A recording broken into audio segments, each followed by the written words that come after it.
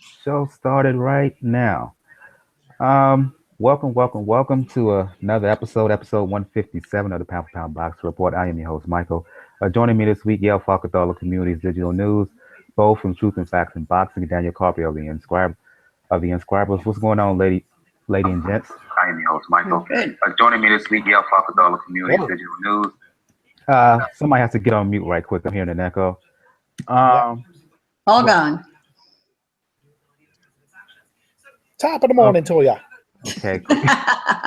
Okay, cool. For those who are new to Pound for Pound Box Report, Pound for Pound Box Report is a live YouTube show, as well as podcast and blog discussing all things boxing.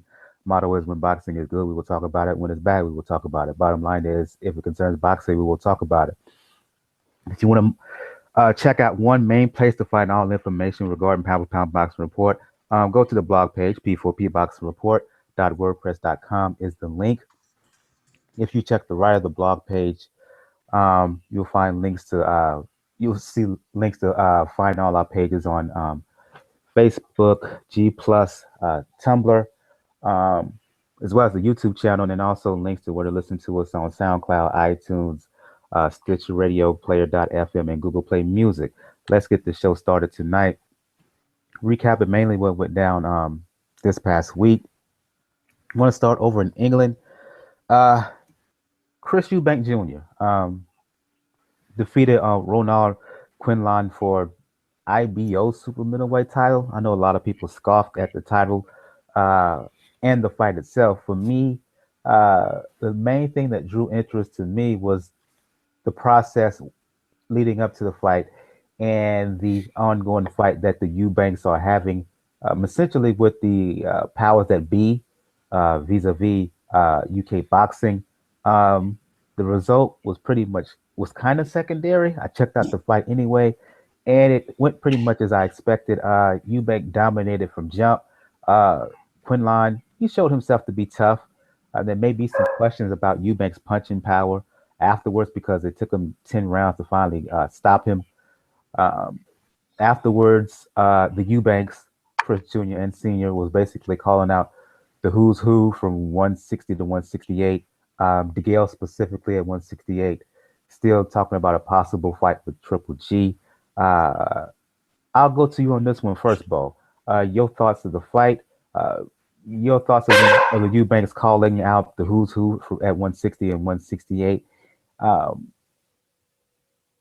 Your assessment of the whole deal. Man.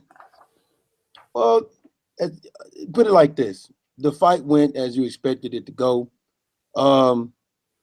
Eubanks just, he had too much for the IBO champion, and he really did. Eubanks was, he was a pretty good tactician. He was coming in, but it's one of them bittersweet things. Like you okay? You glad that the guy put on a great performance. It was a good show because you had, Lennox Lewis there, you had Andre Ward there, and you can definitely tell they put a lot in trying to publicize this. But when you look at Chris Eubanks' track record, as far as, okay, he didn't fight Golovkin, the rematch with Billy Joe Saunders, that's not his fault. Billy Joe Saunders didn't want to fight nobody at that time. Then I think he claimed he had like tennis elbow and why he couldn't take one fight. Then he leaves 160 and go to 168. Good fight. I expect more. When your father, Chris Eubanks Jr., I'm sorry, I just expect more out of you. I just expect more for you to be doing for your career. Now, granted that maybe some of the moves that's being made is some of the things that his father wants him to do because his father has a lot of control over it. But at some point, Chris Eubanks is going to have to step out of that shadow and say, listen, I got to do this on my own. I got people talking about me. I got people making fun of me. I got people laughing at me. I got to do something about it because the bad thing was, although he won, you had a lot of people on social media poking serious fun at him for holding some IBO title. There was mimes on there talking about, they had a picture of him with his belt and the police behind him, and they saying he's being arrested for impersonating the champion. Yeah, so, I saw that. Yeah, so that was, and it's one of them things because it's like you don't want to be too hard on the guy because, boxing is a Cruz sport. You give so much to this sport from the time you get into it. Sometimes you 5 and 6 years old or whatever age, and you put so much into it, and it takes a lot of sacrifice. But we say this all the time. Listen, boxing is a very fickle and cruel sport. If you're not doing what people feel you should be doing, they're going to talk about you and let you know. Now, as far as him throwing out the names, well, that's what he's supposed to do. He's supposed to toss out the names. If you're trying to market yourself and sell yourself, you're supposed to throw out these names. And when he mentioned Golovkin, that was kind of, a chuckle moment because you already had your chance for that. And what you think he's going to go to 168? Okay, fine. And as far as DeGale, okay, I can see that. I don't know, but I can see that. But he's supposed to call out the names. As far as his power is concerned, sometimes you just run into tough guys who just know how to take your power, just know how to take your punches. But moving forward for him, not to try to be too critical of him, I'm with you. I cared about it because it was boxing. I watched it again because it was boxing. But when you're talking about on the scale of what with the direction that boxing is going right now, you can look at this Chris Eubanks move leaving 160, where there were probably good fights for him at 160, and going to 168, where it's questionable what kind of fights he'll take. It kind of gives that old sentiment that we talk about all the time on this show and in other rooms is, this is kind of the problem with boxing is people are trying to put money before legacy. Instead of putting the legacy first, they want to put the money before legacy and worry about everything later. But only time will tell if this is a good move. Now, if he's call out these names and he actually goes out his way because now he has a belt, he has some leverage, and he goes out his way to make the fights, okay, I'm fine with that. But if he's just trying to babysit that belt and make a lot of money, then that's where we're going to have a problem. Like I said, I try not to be too hard because it is boxing, but at the same time, if you look at Chris Eubanks Jr.'s track record, the reason why he catches heat and flack is he brought this on himself, and that's just the reality of it. No matter which we feel, this is something you brought on yourself, Chris Eubanks Jr. So if you want to change everybody's perspective, it's very simple. All them names you called out, make one of them your next opponent. If you want all this to go away, make one of them your next opponent, and everybody will say, okay, maybe he's serious. And we'll see what happens from there. But, good fight. We knew he was going to win. And you even saw the difference in level of skill set and everything as soon as that bell rung. To be fair with Eubank, is not just the belt. It's also the bargaining chip he's throwing up now is the deal that he now has with ITV. And I go to you, Daniel and Gail. Talk about the fight, but more importantly, talk about really the outside thing that was much as part of the lead up, was much a part of the lead up as actual the two fighters themselves. The ITV deal, the fight for control. He's starting to gain some of that. He's using that as a bargaining chip, as I just said, in terms of getting these other big names in the ring with him. Your thoughts on all of that? First, Daniel, and then Gail, and then I have a question from someone in the chat. I'll ask for everybody. Okay. As far as the fight itself, like I said it on Sunday and Monday with Joe and Francis. To me, Chris Eubanks did what he was supposed to do against someone he was supposed to do it against. It didn't show like any big improvement on it. I expected that for Chris Eubanks. Now, I give a little bit of credit to the IBL. If you're going to do the minor league when it comes to belts, they're the top ones to do it. They're the top guys. They start to tend to do what the WBO did before, which is recognize champions before the other belts go into it. They were the first ones to actually recognize Triple G. But when it comes to the whole event, I haven't seen any of the figures.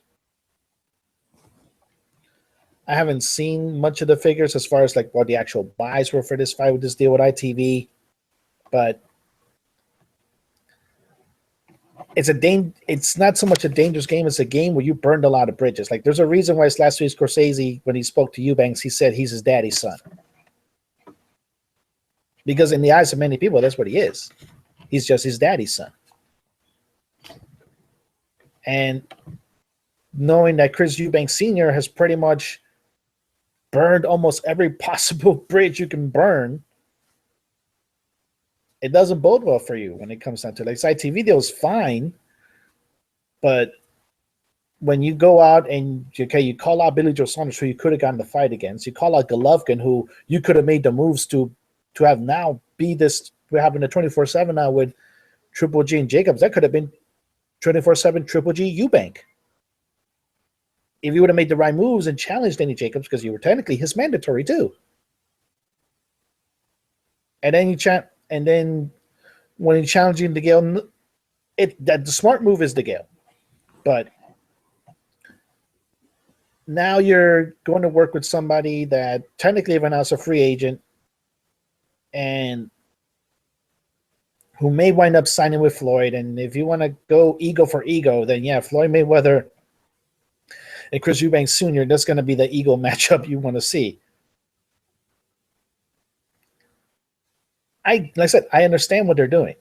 They want to gain more power and leverage, but the problem is they haven't made themselves relevant enough outside of England to really make that move.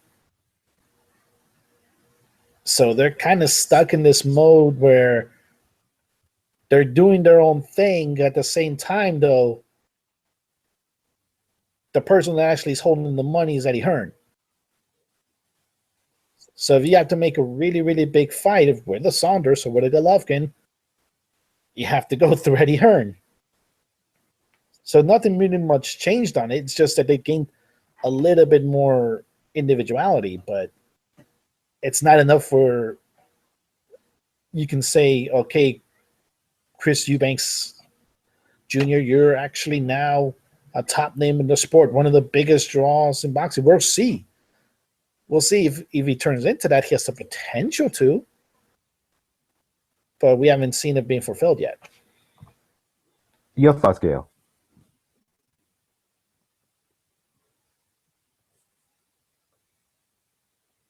You got your mic muted. Sorry. Yep, sorry about that. Mic off. Let's talk about, I think we've had enough commentary on the fight, and it was uninspiring, and I'll leave it at that. The ITV deal, though, is really less about the quality of the competition in the way that we assess it worldwide, big picture. This is all about ITV wanting to jump into the pay-per-view hunt in the UK and finding a vehicle to do it. And they're not doing it strictly with Junior. They've got a package deal. They have a package, they have an entertainment package with Senior and Junior. And, Senior is the sort of draw in the UK, like for many people, Floyd is here. Yes, they're out of the ring. People remain fascinated by every move they make and every word they say. That's what it's about. The fight's almost secondary. So as long as Eubank Jr. has enough of a stable in the UK, and right now they do, to have domestic fights, great. People are going to buy those. That's all ITV cares about. Everything else, sort of an afterthought in the scheme of things. And they'll tease that out as long as they can get away with it. Those of us here on the panel, and I'm sure many people listening, are saying, these are meaningful divisions with meaningful talent that should give us meaningful matchups every time. But those may or may not be money makers. What ITV can do with Eubank Sr. and Jr. as a tandem can make them money. And that's all that matters to them. Let me give some backdrop here before I have a couple of questions. I have some folks comment in the chat. Thanks to Anthony and Sean for checking out the show and comment in the chat. I mentioned the ITV deal. Eubank Sr. is the person who essentially brought ITV into boxing in the early 90s. He and them became the deal with ITV and him fighting with ITV ITV helped Eubank Sr. basically become a superstar in England back in the early 90s, specifically 90 to 94. That's how long he was with them until he eventually left and signed a multi-million dollar deal with Sky. So it's like kind of an irony here that Eubanks went Eubank Sr. went back to them to make a deal for his son, which was kind of a joint venture, and to your point, Gail, is an entertainment package. And that leads to my questions here in the comments, really. The question from Anthony is, do you think it's different for fighters in England? Eubank Jr. I mean, is a quality name overseas, and he can sell out arenas as a headliner, and he can make good money fighting lower class fighters. And Sean mentioned that Eubank specifically, to your point about the whole thing is about really focused on the UK. Sean is mentioning that Eubank doesn't need to US market. If he stays at 68, fight DeGale and Groves, that will make him the man. So speak on that and how speak on the fact with the deal with ITV. Speak on the fact that he doesn't need the US market.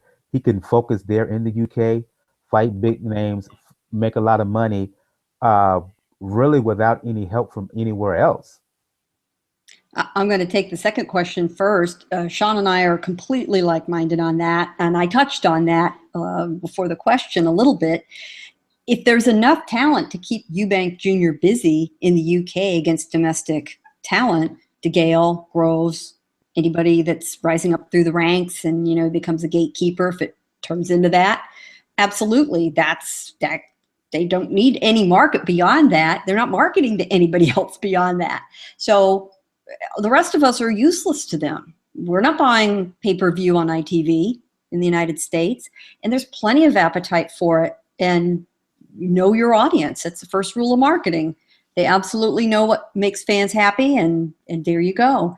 And to Anthony's question, to me, it is a very similar situation for UK fighters like a Eubanks Jr. as it is here in Southern California, where I know Anthony is based, along with me, with a lot of Mexican fighters who really are not that well known outside Southern California or maybe the Southwestern United States, Northern Mexico. And they can make a very good living among the fan base here. They're known here, and they appeal to this Mexican-American, and increasingly the Mexican-style audience in general in California. They don't need to worry about fighting anywhere else. They make a perfectly good living. They can get a lot of fights. They can stay busy. I really see it as very equivalent. You know, maybe a slightly higher level of competition, although based on what we saw this weekend, you know, you can see a lot more entertaining fights among guys, you know, barely even ranked. And, you know, they're fighting at StubHub. They're fighting in some of the club venues.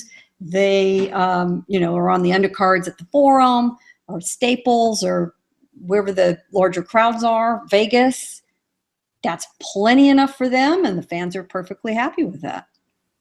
And I look at this, Bo. First of all, I'll read another comment from Anthony. He says, I mean, European fighters aren't really making an impact in the States. GGG is a live draw, but not doing well with pay-per-view. The UK has great fans, and the marketing is much better. I was going to say that I look at this and people will scoff at what the Eubanks are doing and what they're talking about from the business side. I'm looking at Eubanks Sr. is essentially trying to set up a similar deal to what he had, except he wants even greater control for his son. Meaning, Eubank Sr., excuse me, when he was champion at middleweight, and particularly at super middleweight, he was asked about fighting in the US. He didn't entertain it. He said, "Why bother?"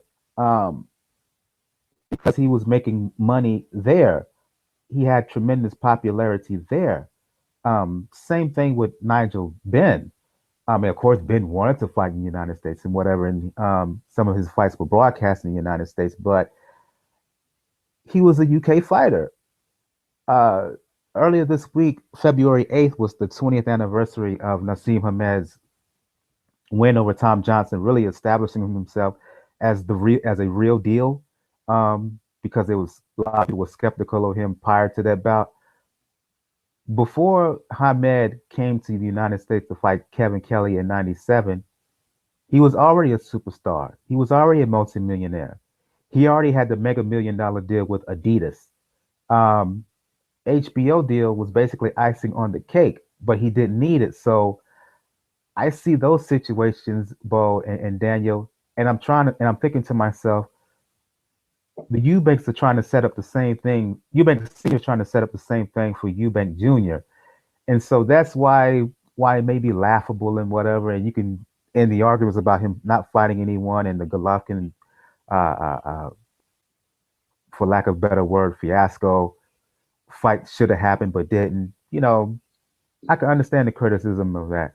But bigger picture, um, in terms of running his own ship, especially if he can get a DeGale or a Groves, um, later on this year, next year, I can see the positives in what they're doing. Okay, here's the thing, and we talked about this on my podcast with Ingram Jones. When it comes to UK money, when it comes to UK fans, they are on a different scale than we are here in the US. Like you said, their pay-per-views, the reason why their pay-per-views do 400,000, 500,000, 600,000, because they're not as expensive as our pay-per-views are. Right. And if you have a membership, you automatically get to see it. But the reason why, now, let me make this clear. I'm not saying that they need the US market, because you can very well make millions and millions of dollars in their market. But the thing about America that attracts them here is the venues. Everyone wants to fight in Madison Square Garden. Everybody wants to fight in the MGM Grand. Everybody wants to fight, in Texas Stadium. And really, not to knock the UK outside of the O2 Arena and Wembley, there isn't like a lot of like venues that is well known for hosting historical things that you can attach your name to and say, hey, I fought in Madison Square Garden. And then, of course, there's always that crossover appeal that a lot of them like. They like that crossover appeal. So the reason why Hamed came here, because you're absolutely right, a lot of people that didn't realize, I remember watching Hamed long before he came to the States. He was a huge star over in the UK. But you come over to America because of all those things I said, the venue, the atmosphere, just everything that comes with fighting in the US. But in Eubank's situation, which is very, very kind of peculiar, and that's why I say it's going to be interesting to see what they do going forward, because Gail is 100% right. You have enough talent in the UK to where you can keep the ball rolling for Chris Eubanks, to the point to where you don't necessarily have to bring him over to the US, right? But the fact remains, though, if he, like Joe Calzaghe always got criticized for not fighting enough US opponents, or even considering fighting over here in the US, for the exact same reason that we're looking at Chris Eubanks. And Joe Calzaghe was a very good fighter. But look at the criticism he gets from American pundits. Like, he's never even mentioned, when you talk about pound for pound best and undefeated fighters, nobody ever mentions Joe Calzaghe, because most of the sort of global opinionated about boxing is based here in the United States. We have the bigger platform for when you're talking 60 million people and 300 million people, we just have a bigger platform for it. So that's why that crossover appeal is there. But let me interrupt. Part of that criticism from the US, from us, one, it's unfair. Two, is arrogant. And the reason I was just going to get to that. I was just going to say there's also some of that arrogance part that is, that's on our side. But if let's put this in perspective. There is a lot of, and Gail said it best, And even if like at one point, what didn't they had more champions in the UK than we did. So if we put this in a big perspective, there are fights that can be made in the UK for Chris Eubanks to where, yeah, you're right, he don't necessarily need the American market. But the problem is if he don't at least consider one fight over here or anything of that nature, there will be some criticism, heavy criticism there for him. Now, the question remains, though, is do you ignore that criticism and keep going forward with what you're doing as long as you're making money and you build a name for yourself in the UK? Because you're right. Whenever they talk to Chris Eubanks, junior or senior, especially junior, and they ask him, what do you want to do? He always talks about, I want to be a great ambassador for UK and the youth here in the UK. They act like they are not interested at all fighting over here in the US.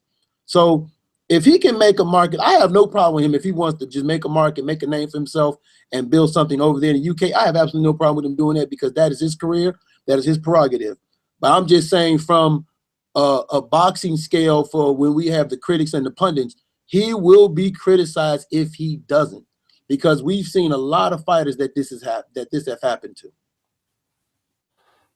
You're right. You got a point. I was just going to say with Calzaghe, that criticism was largely unfair, and part of it was just the arrogance of a lot of our American media. The same people who criticize him for not coming to the U.S. and not fighting this fighter. Do they forget? They forget that Calzaghe and Hopkins fought in 2007. They forget that Hopkins backed out of a deal to fight Calzaghe back in 2001, 2002, or 2002 specifically. And it's on record that it was set and signed to fight.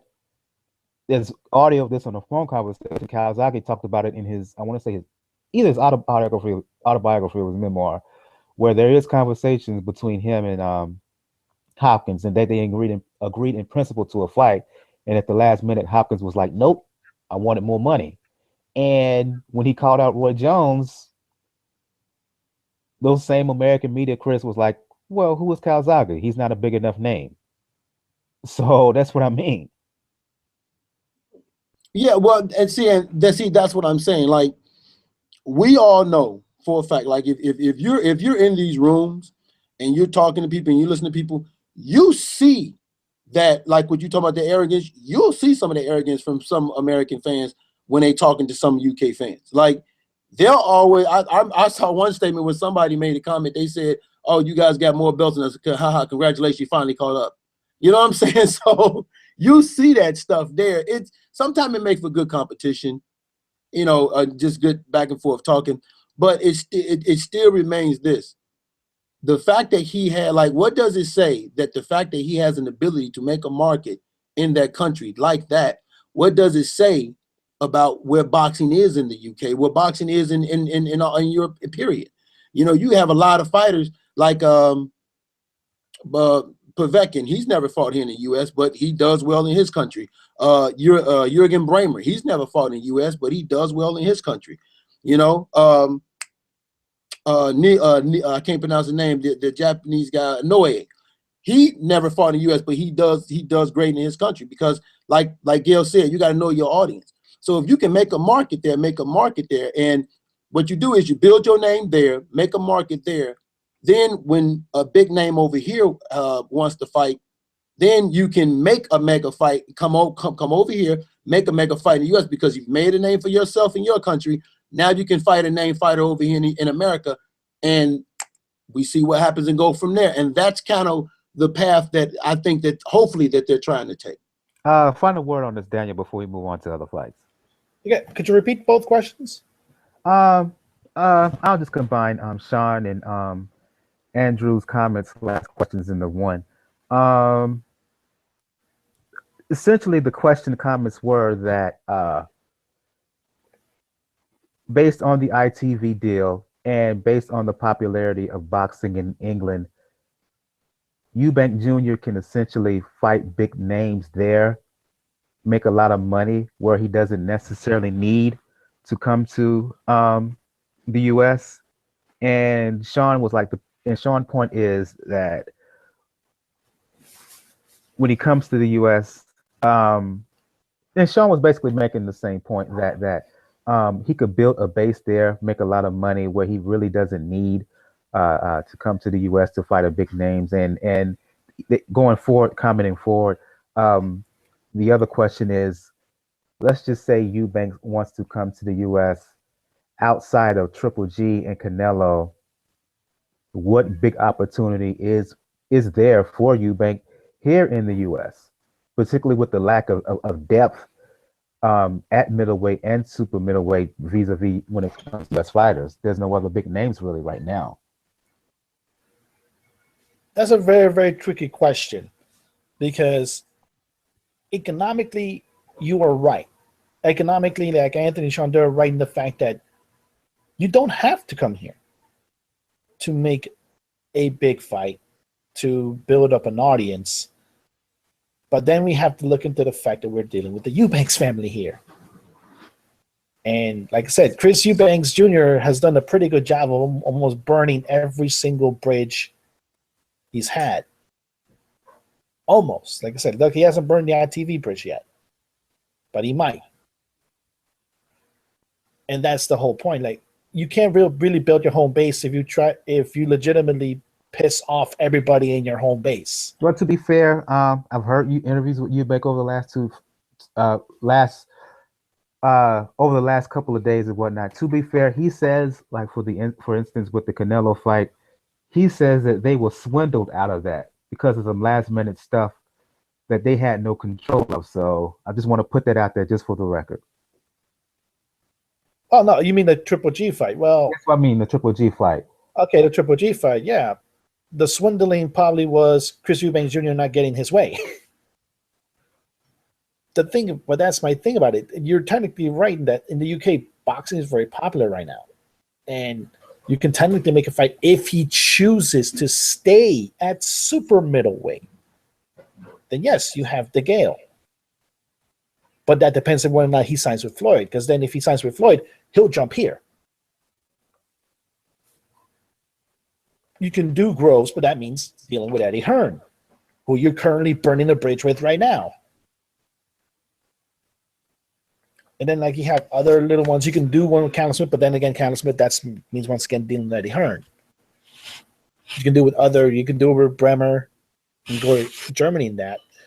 They have the right game plan, but I want to counter something with Bo here. When Bo mentioned some fighters, like you mentioned Bremer saying he doesn't have to fight outside of Germany because he makes good money in Germany. That's true. Like Povetkin, but when it came to like people like Povetkin, before he popped for steroids twice, and with Inoue, they know they can only go so far. Particularly with Inoue. Remember, Inoue could just stay in Japan all he wants, but no, he's making moves to come here. Because he knows his biggest opponent is here. So if he stays in the super middleweight, yeah, Eubanks can make himself his own little pool of fans and make a good sizable fan base for himself. The problem, though, is to me, when it comes to the Eubanks relationship, I don't see him improving. It's kind of like what we're seeing now, like we're going to talk later on with Verdejo. I don't see him improving with the team that he's on. It may have reached a point where he may have to leave his dad as a trainer to grow a little bit more. He can keep his dad as part of as like the manager, like the business mogul, but that's a difficult task to make. Like, yeah, the UK has proven that you can sustain a pretty decent fan base. You can sustain a pretty decent living just boxing there, but it does come at a consequence. In the matter of the fact that I think I'll point out this, like probably my favorite example, Terry Flanagan. He was in a division that up to the last year was not exactly really good, and he was a champion.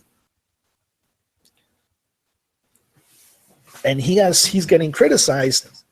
He was getting criticized for not stepping outside of the pond in the UK, just staying there because it feels like Frank Warren is protecting him and protecting his investment. That's a bridge that the Eubanks might actually cross into it, because if, like I said, that's if they choose to go back down to middleweight, because outside of Canelo and Triple G, there are really no fights in the US to make. And in the UK, there's only one fight to make. If you don't make that fight with Saunders, you can't really say anything. And just staying in the UK and there's a middleweight scene, you've already proven that you're better than the British level fighter.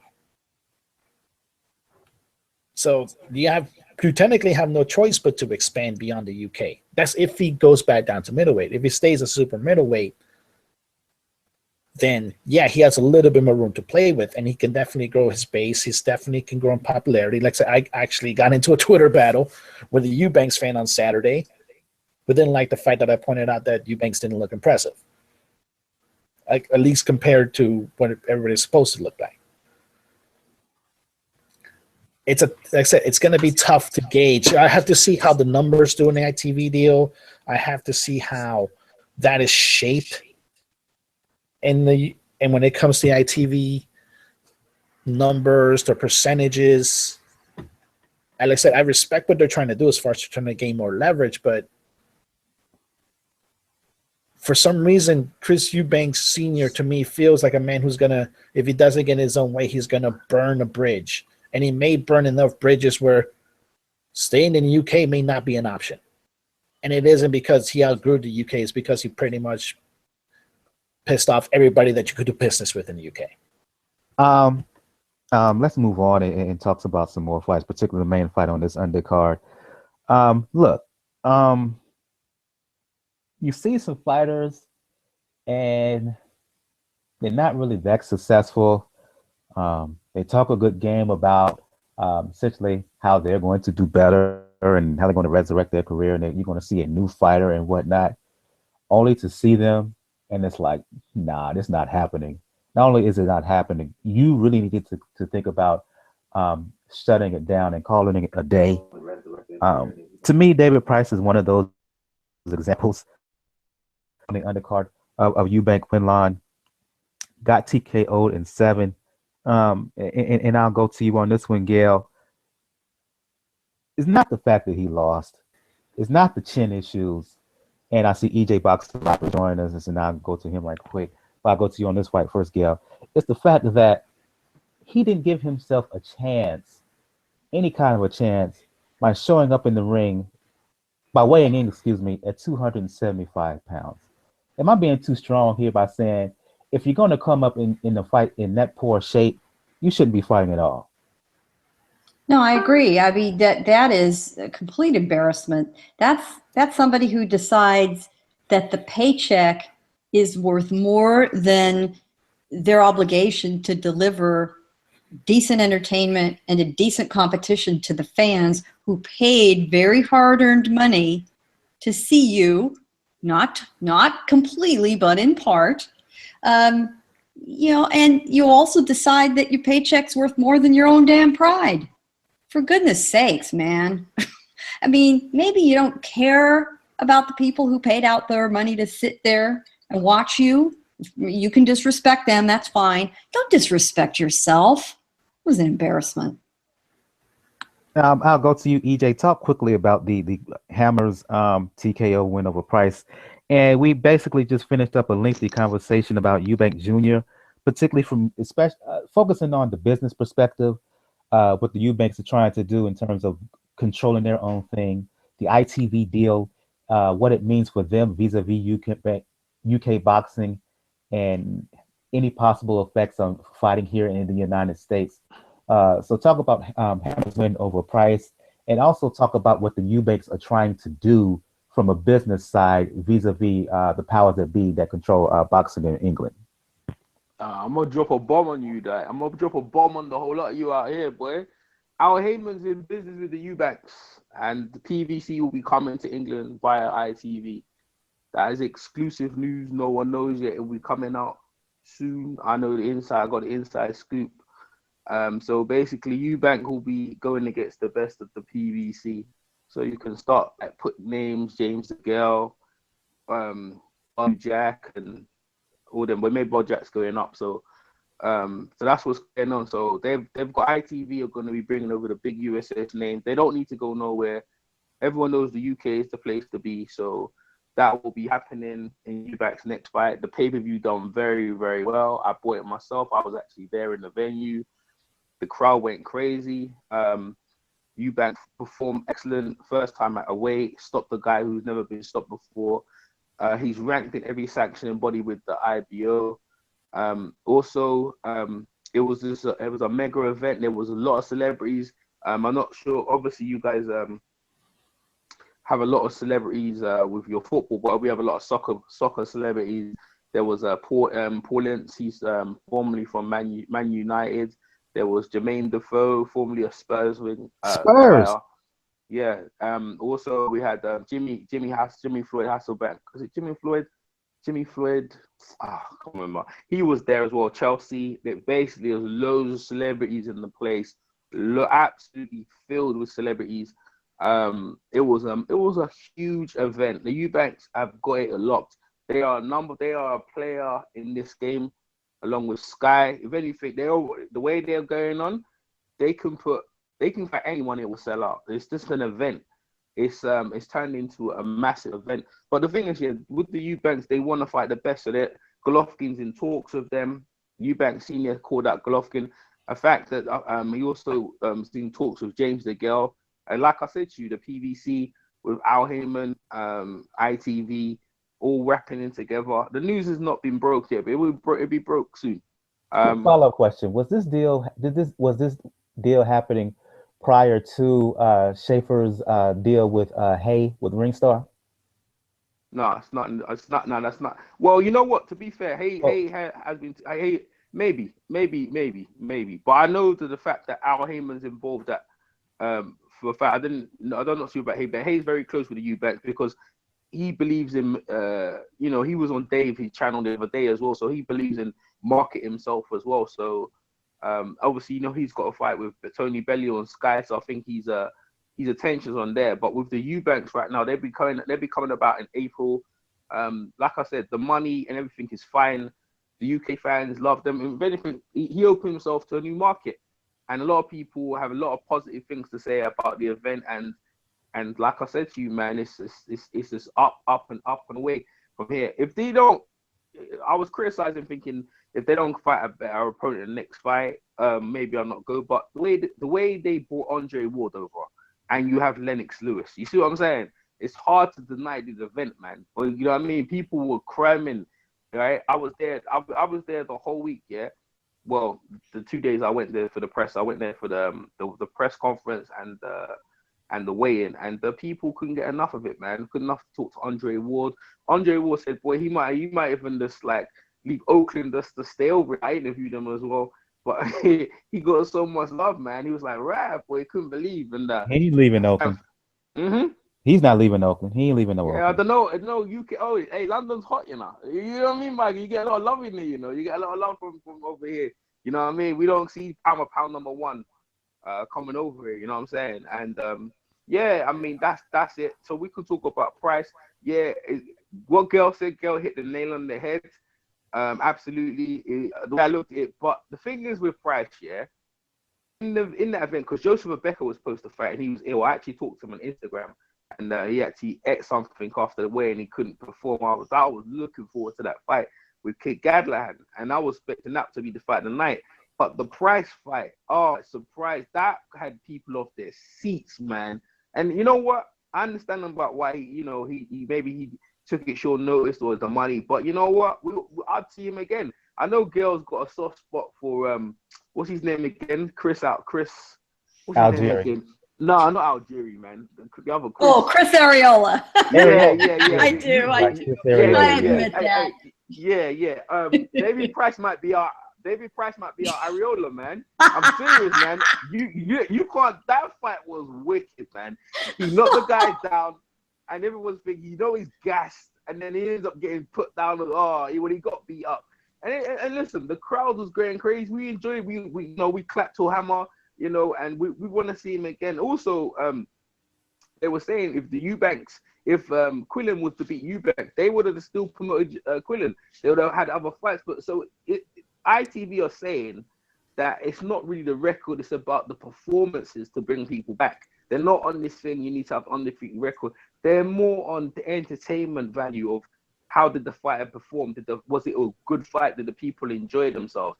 That's where ITV is going. Like the old school days where you never used to look at records, belts weren't that important. It was just a good old-fashioned scrap. And that's what that was. That was a good old-fashioned scrap. And I had no one complaining too much. The people mumbling, they're the people who can't really say they like boxing too much. Eubank Jr. has got mega ups, man. Like he's like the golden goose, like his dad said.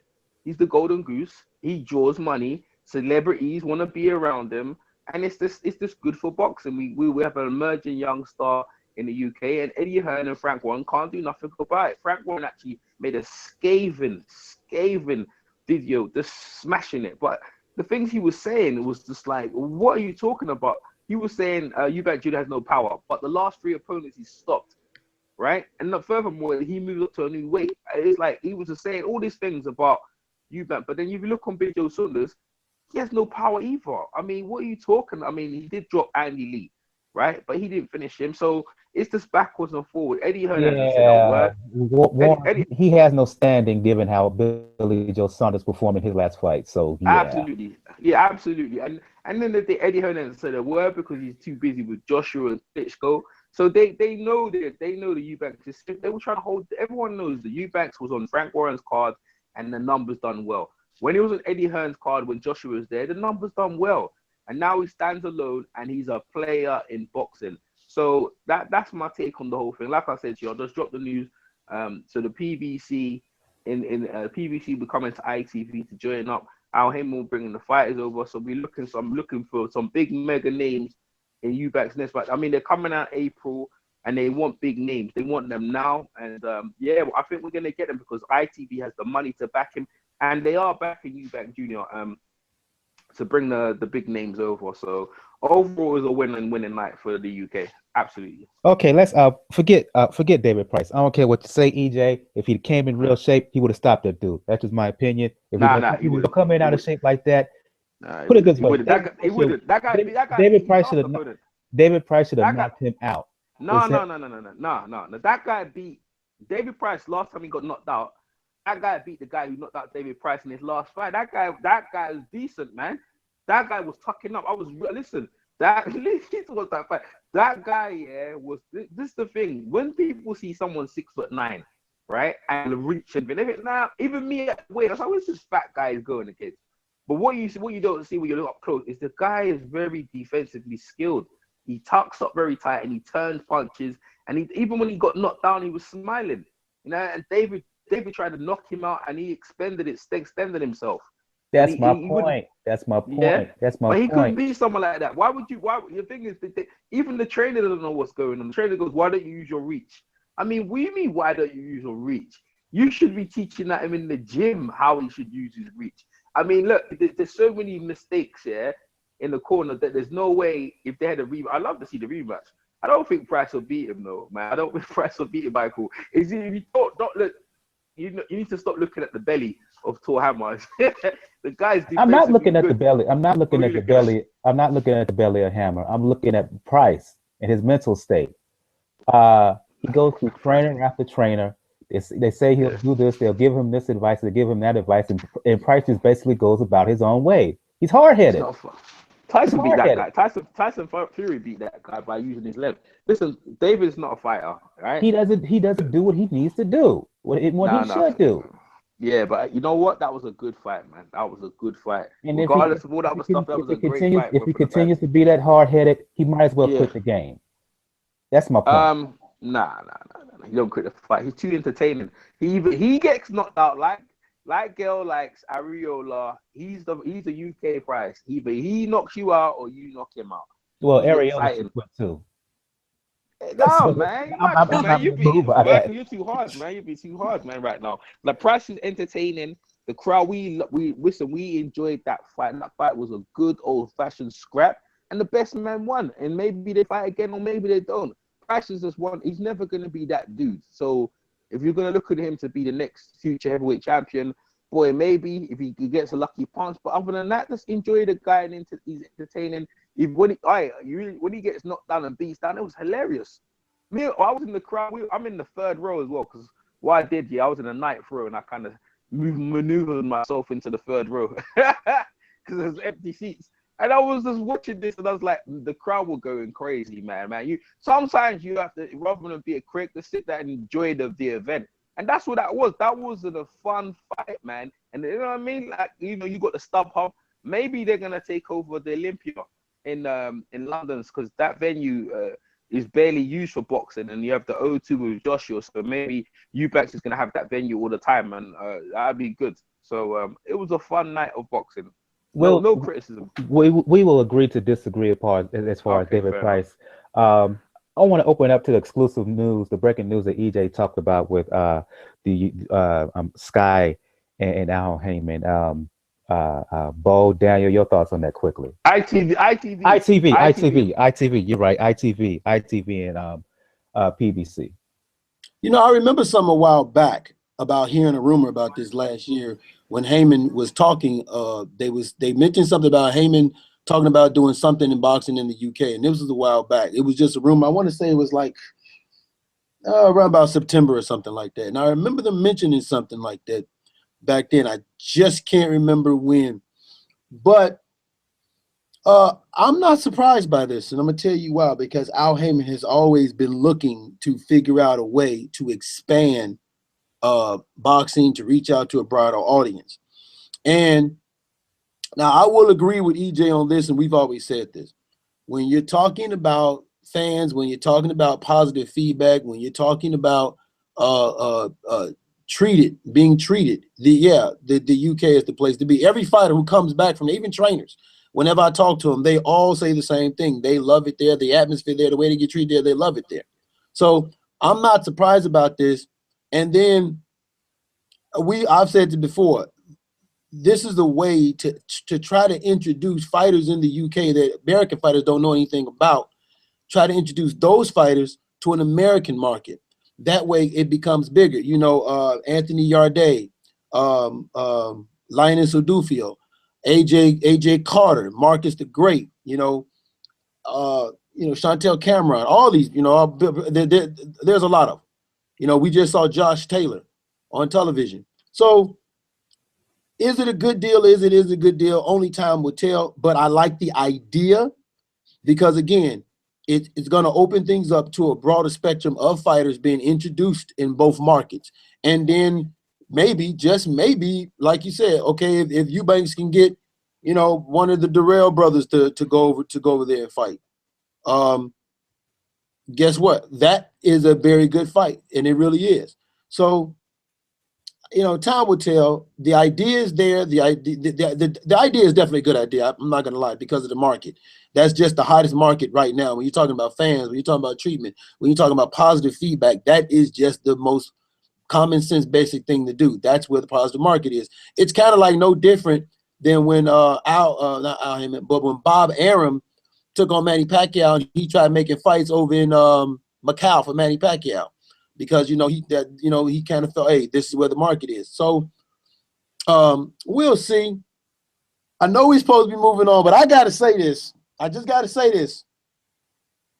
EJ, it's only entertaining as far as David Price until somebody gets hurt. Right. When David Price gets hurt, he's hurting himself. See, as someone, listen, and I'm not trying to crap on. I won't never. As a former fighter, I would never crap on any fighter. I would never crap on any fighter because I know what you have to go through to get there. But when you step in the ring and you are unprepared to the point to where you have a fatigue problem. And how do you fix fatigue problem? You control your weight. When you get up from a chair and every time you get up, you feel tired. You go to the gym, you lose a little weight to boost up your energy because your weight is what's fatiguing you. When you come in there 270 pounds and you're not conditioned 270, you're putting yourself at risk.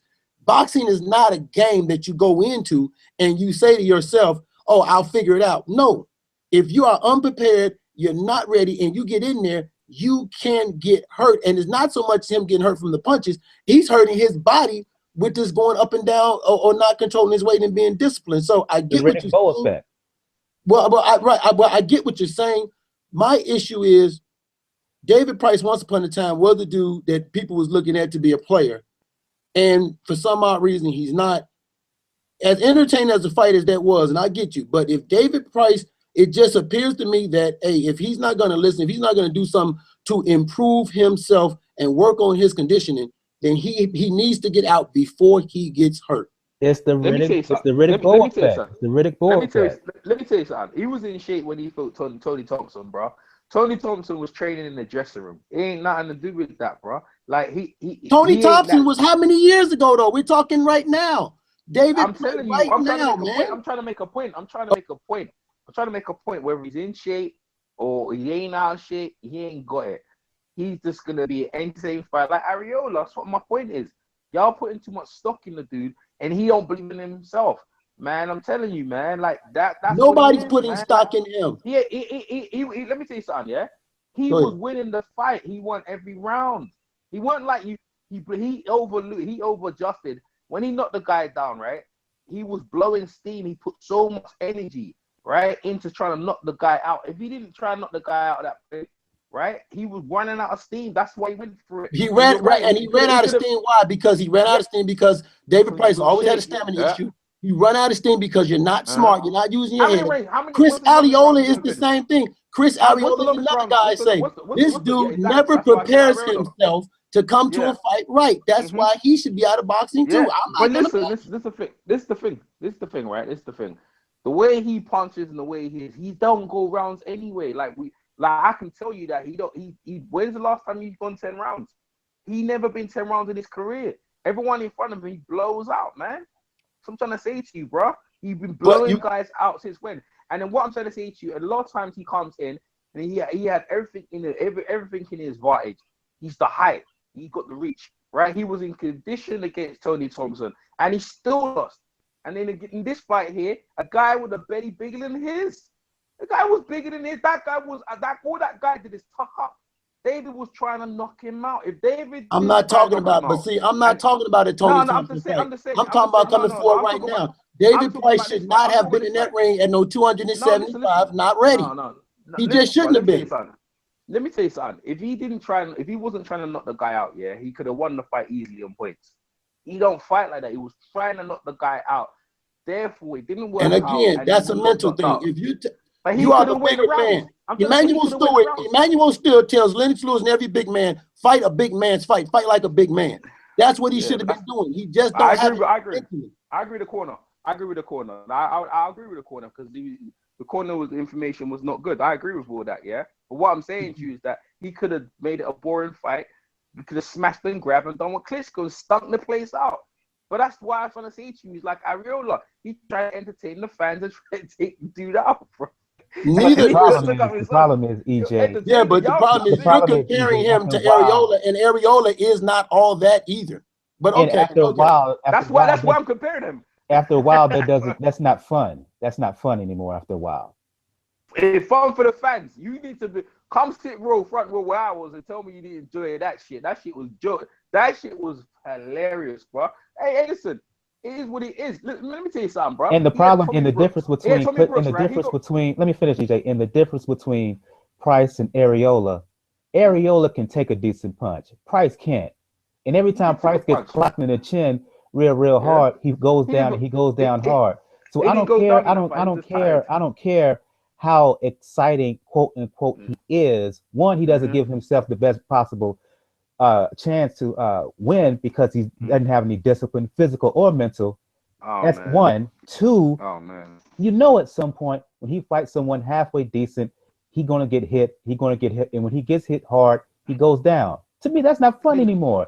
He didn't go down in this fight, and then furthermore, he had a chance. Put it this way, he gets hurt. He didn't want Tommy Brooks. He didn't want Tommy Brooks in his corner. He even Manuel Stewart had him for a bit. This is what I'm trying to say. He's had every advantage that to be who he could have been. And Then he you go back to my chooses. point He doesn't want to be. Yeah. He doesn't want to be. He doesn't want to be that dude. So just appreciate the dude for getting in there and just throwing down, bro. That's what I'm saying. Hey, I ain't got no problem with that. Y'all shouldn't have no problem with that either. But it's all good. You know, I don't give credit for folks being too hard here to learn anything. I don't give folks credit for that. No. But what would you teach him? So what would you teach him? Because He was doing what his instructed. It doesn't matter what you teach. He's too stuck on He was stupid to learn. instructed to knock the guy out. He was instructed to knock the guy out. That's what the corner told him to do. That's what the corner told him to do. Take him out, man. That's what I'm trying to say to you. He's only following instructions. They said, pull him on his back, right? This guy's fat. He looks out of shape. Take him out, right? That's why he was trying to do that. Yeah? If he was instructed to board a fight, he would have did that and he probably went in the rounds. So that's all I'm saying. He just ran himself out. He didn't get put on his back in this fight. He just burnt out. He just burnt out. But it's all good though. If he would have tried to box, if he would tried to box or whatever, he still would have got caught because he wasn't in a position to go to rounds. No. He won every round, bro. No. He won every round. There was listen. He didn't even need to. He didn't even need to gamble. He was winning every round easily. And the thing is, when you're that height and you throw punches here, every punch hurts. But he was just trying to. He was trying to hit him and getting close because he don't full extension. He was leaving Tall Hammer open to hook him and come with punches. He punched himself out. It wasn't even Tall Hammer. He punched himself out. That's it. That's his own fault, man. But that's like, you know, that's to do with his corner, like Bo said, man. You know what I'm saying? He ain't got. He's good. Y'all too serious on Pricey, bro. Pricey. Wait, listen. Over here, we loved it. We called him Pricey, bro. Man. People put their money in their pocket to go see that dude again. That's all I'm saying. People like Pricey. Nah, it's not. I'm just too hard on him. I just have a standard. You mentioned Areola. I have the same standard for him. Damn excitement. You don't give yourself the best chance to win. Yep, pretty much. And I'm just going to add this one little tidbit because I want to talk about this Heyman thing. It's only going to be fun to watch Nick Price until he gets Nick Blackwell. And it's getting to that point. And considering all the crap that happened since somebody allowed Nick Blackwell to spar again after going through what he went through, doubt they want to go through that again in the Premier Division. But then again, like I said, I'm not in England, so I don't know. Let's get Kell into this conversation because he's being left out. You can talk about the price out if you want to. Well, you already talked about it, but the deal with PBC and ITV, Gail. Yeah, I've had my piece. I've been happily absent from the rest of this conversation. But hey, these guys got it out of their system. That's what this forum is for. The ITV deal, it has been discussed in the past and not come to fruition. But if the deal is made and we get a little more cross-pollination of talent from the United States, North America, to the UK, great. Nothing wrong with that. As long as we can all see the fights here and that there are good, solid deals made for airing in the United States so that everybody gets a shot at it. Nothing but a positive. I have no problem with it. Let's move on. Felix Verdejo returned to the ring this past weekend following a 6-month layoff due to injuries from a motorcycle accident, I believe. I'm going to UK. He fought Oliver Flores. I don't know if you saw the fight, but man, performance. I'm giving Verdejo a little bit of a pass because he's been off due to the injuries as well. But he got a lot of criticism on social media, and even watching the fight, there was a scattering of boos. Your thoughts on his performance? Because based on what I saw, I know they're talking about fighting Flanagan. The Verdejo that I not only saw in this fight, but the last few fights, I don't know if he beats Flanagan. He needs to sit down, bro. He looked terrible, but he coming off an injury. I watched that fight, man. Man, Felix Verdejo was my boy, man. Trinidad, all that, man. Puerto Rico, he was my dude. And then, like, for really, I don't know what, he broke his hand, whatever injury, come back, and it was a lackluster performance. But I trust they'll come back. But I think they're talking because of Frank Warren saw that now. I think he's mandatory to fight Flanagan, and Frank Warren wants to make that as soon as possible, especially after that performance. And then you know what? I think Flanagan could beat him right now, right? That wouldn't have been like last year. I'd have said Felix would have brushed him. But right now, he didn't look too good. Like, if you want to get Felix Verdejo, you want to get him like where his confidence is not good. And you know, it's just one of them things that's how boxing is, man. Boxing's got a window. When the window's there, you need to jump through it. If you don't, it's gonna shut on your fingers, man. And I don't know if it's shut right yet, but boy, you know, Felix Verdejo, man, it's one of them ones there. Like, if he gets a world shot, he'll probably get a world title because remember, he's very highly ranked. You know, so we have to see. But like the performance wasn't that good, man. I watched it on YouTube. They took it off YouTube after a while. But, yeah. Was he? I'll give you a follow-up question, EJ, and then everybody else can comment. Was he overrated? Has he been overrated all along, Verdejo? No. He was the real deal, bro. Felix was bad, man. Felix was bad. He wasn't overrated. I just wanted him to step up in competition, and that would be the knock on him. But he was just demolishing cats. Good, very good. But like, you can't really test someone until you see them step up. Competition, he was just about to, and obviously the injury stuff. So I'm still kind of like, you know, I still like him, but I think, you know, it's just, I don't know, he's not overrated. No, I don't think so. I'll give everybody else a chance to respond. Please jump in for anyone. You know, it seemed to me less a physical thing than he just didn't look like his heart was in it. And I have no proof. I wasn't there. But did he seem to really lack any fire? It would look like he was going through the motions.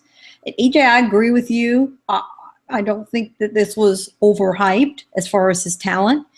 He was the real deal. But, you know, something switched off in him. And I think it might have even happened before the accident that, you know, he lost his drive or his focus or something. And it's true that sometimes, you know, guys have these goals and they seem very far off and they just kill themselves getting there. You know, the road is long, it's difficult, they keep at it. And when they finally get there, for some of them, I think it's a matter of the payoff wasn't what they expected. It didn't feel like they thought it would. Not enough changed. And they're dismayed by it. They need to then find some kind of replacement motivation to what got them there in the first place. But that's gone. You know, the newcomers, the hungry guys' drive is gone.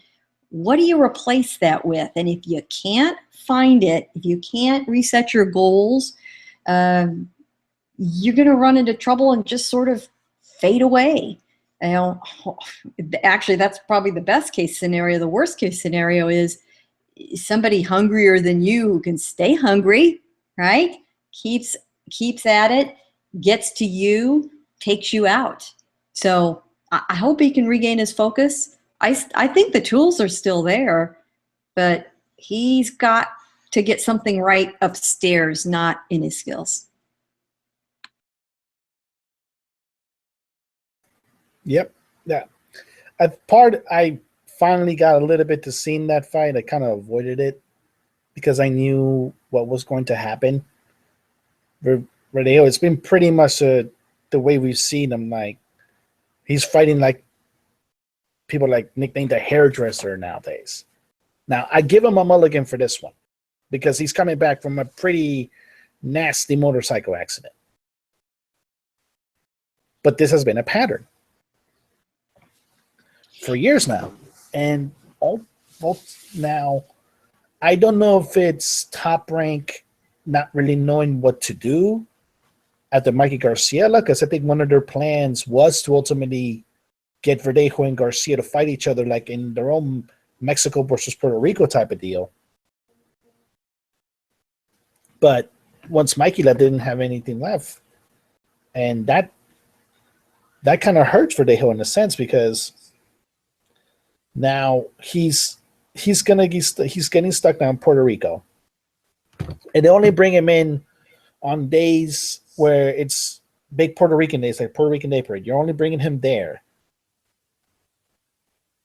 to only draw tickets. But when Puerto Rican fans are turning against you because your promoter's not giving you enough fights, that's a problem.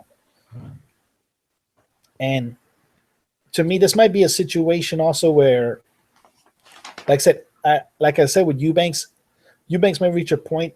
He's reached a point. May have to go outside of his father, at least for training.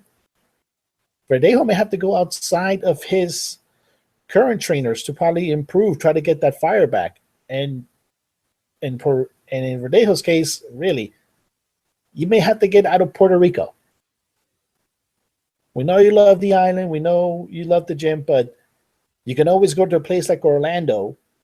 It's not that far. There's still a lot of Puerto Ricans in Orlando. But you may have to get out of that comfort zone. My problem is, Bo, in watching Verdejo, his progress has stagnated. I don't see the improvement that you should from a guy who's being who was labeled as the real deal, as a superior talent. Well, that's the whole point, Mike. The point to me was I saw what Top Rank was trying to do. Like Top Rank was trying to get like a little round robin going between Terrence Crawford when he was still fighting at lightweight, Mikey Garcia, and Felix Verdejo.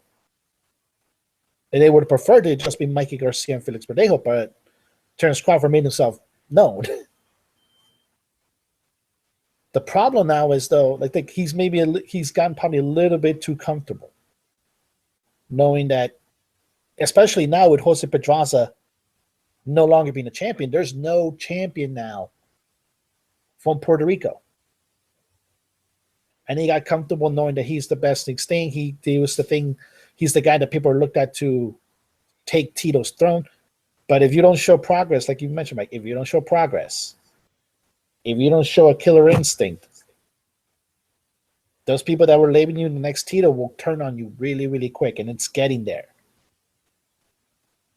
I don't think he was overhyped, but he may need to switch. Like I said, he may just need to leave Puerto Rico. Maybe keep his team, but leave Puerto Rico. You can still go to a place like I said, Orlando, or move to New York, where you still have a lot of Puerto Ricans, still have some level of support, but you're out of that comfort zone. I had to step away for a second. Your thoughts? So I don't know if you had anything to say about this. If not, please do so now. Yeah. I watched the fight, and I'm gonna be honest. I was never really high on Felix Verdejo to begin with.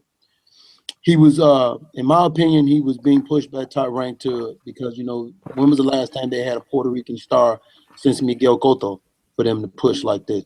So I'm not saying that he was trash. I just felt even when they was pushing him, he still had a lot of development to go. I saw a lot of holes in a guy who you're telling me is about to be ready to fight for a title. And I know, you can look at a lot of fighters and you can say that about him. His performance, though, wasn't shocking to a guy that was in a motorcycle accident. And if you've never been in a motorcycle accident, and I had my legs severed in half. If you've never been in a motorcycle accident, that doesn't go away right away, depending on how close or how hurt he was or how scared he was. That doesn't go away very easily. That stays in your mind. And it can get kind of hard to do other things. So his training might have been off. His training might not have been what it should have been. Even, getting in that ring, it probably could have still would have been on his mind. So, I'm giving him a little bit of a pass here, because I really didn't expect much out of him going into this fight. Now, I definitely didn't expect to see what I saw. I really saw, to Gail's point, I really saw a guy that looked like he was just going through the motions and hoping to survive. So I'm not going to heavily criticize him, but to Daniel's point, you're right. He may have to get out of his comfort zone. He may have to, like you said, leave where he is and go to Orlando. He may have to even leave, the people around him, get outside that comfort zone and go to someone that's not only going to push him, but also going to be honest with him. If you're not ready, you're not ready. If it's not time, it's not time. If you look sloppy, you look freaking sloppy. Don't just tell this boy what he wants to hear, because listen, grooming a fighter is very, very hard. It really is. grooming, especially today's fighters, is almost like if you say the wrong thing with them, they're going with the wind. So grooming a fighter is very, very hard, but you have to start from the beginning with the fighter with being honest and letting them know the absolute truth. I don't think Felix Verdejo should have been in there just yet, and I'm just being honest. The way he looked, you can't tell me he didn't look this way in practice. So like I said, I'm gonna give him a pass. I'm not trying not to be too hard on him. Give him a pass, but if there's no improvement in his next fight, regardless of accident or no accident, because an accident doesn't have anything to do with your skill set. Your skill set is your skill set, and improving is a skill. Hard work beats talent when talent don't work hard. So if there's no improvement, then yeah, I mean, I'm with Daniel. If there's no improvement, he's gonna receive some very harsh criticism because he's being pushed as the next Puerto Rican star behind Cotto, and Cotto went through the same thing, and then Felix Trinidad. That is tough to follow, and if you're gonna follow it, you better come with something for people to say, okay, wow. There are occasions where sometimes we'll do this show as a fight is going on. Last week was that occasion. Not only we were doing the show while a fight was going on, it was while a pretty exciting fight was going on, and I was kind of speak for everybody here that everybody kind of got caught up into that fight during the middle of the show. The fight I'm talking about is Luis Collazo, Sammy Vasquez Jr. Exciting back and forth fight. Collazo took out Vasquez in round 6. Didn't really get a chance to comment about the fight as we were watching it while we were doing the show. So I'm gonna give a brief opportunity for everybody to jump in and talk about that now. Brief summary of that bout. Enough respect to Collazo, but at the same time, after watching this bout, there are some serious questions here with Sammy Vasquez Jr. No question. You put it well, Michael. Yes, Collazo put on a good performance. He was elated, but we were so damn distracted during the show as we were all watching this because it was such a surprise. Vasquez has had this upward trajectory. There's a lot to like about him. His backstory is super appealing, but boy, it looked like he has reached the limit of his skills. Because Collazo just took him apart. And he's going to have to think long and hard about where he goes from here, what he needs to change. He might need to throw everything out and start over again and see what he can do. He's very damaged now after 2 fairly bad losses. Collazo suddenly, that's like a cat getting a life back. That was very impressive. And who wouldn't want to see him again? I'll go to you, Daniel, and Bo specifically. Given your time in military, in service, I've heard some brief scuttlebutt about, put it this way, I've heard some talk about Vasquez. Maybe it's not mental, maybe it's not physical, but it's mental. For those who don't know, Vasquez has received treatment for essentially PTSD. And given that backdrop, some folks have wondered whether that treatment for PTSD in his last 2 fights, and the question is being, is this a physical thing or is this a mental, emotional thing? And I'll just give you, Daniel, and both specifically the opportunity to respond to that. I don't think it's a part of the PTSD. What comes a part of it is this is just a result of a guy probably not being matched up really, really well. The thing that happens with PTSD is that no matter how you deal with it, and I said, I think both colleagues could back me up on this, when we've been in enough VA hospitals, most likely. No matter how you deal with it, it will eventually show itself. on the surface. And I've known people in the Northport VA, where that's my VA hospital, that hide their PTSD really well, but it gets to a point where you know it's there. And to me, Sammy Vasquez hasn't shown that going into it. And when it comes to this, remembering the fight, Vasquez won pretty much the first 2 rounds. To me, it was just a matter of the fact that you had a veteran in Collazo that knew that he was doing, and Vasquez was just simply not ready. The problem was, and this was an issue I brought up I forgot Mike like a while back month show. I think it was the talk. I think Sammy Vasquez's last win. A lot of people do make a lot of issue when it comes to PTSD. You don't have to mention it though, because even though we know it's there, we know it's there, it's damaged. A lot of times we get stigmatized by it. And like I said, going outside of boxing, that's actually what a lot of veterans are facing today, particularly Iraq and Afghanistan veterans right now, where a lot of times they may be just to be turned down for jobs because the employer feels, you went to Iraq or you went to Afghanistan, so you must have PTSD. If you get something gets bad, you'll shoot up the place. When that's nowhere near the case. And like I said, I give respect to Sammy Vasquez. Always, like I say, he served his country, U.S. Army. But to me, this was probably just a case of him just not being ready. Now, Collazo is not a gatekeeper per se. He's above a gatekeeper, so they probably didn't match him up with him well. They probably could have given him a gimme fight to it, but I'm guessing Heyman had to pay both of them. So I get why the fight happened. I'm not going to blame PTSD on it, but I can see how people go to that. Your thoughts, Bo? Oh man, wow. And Daniel, what branch of service was you in?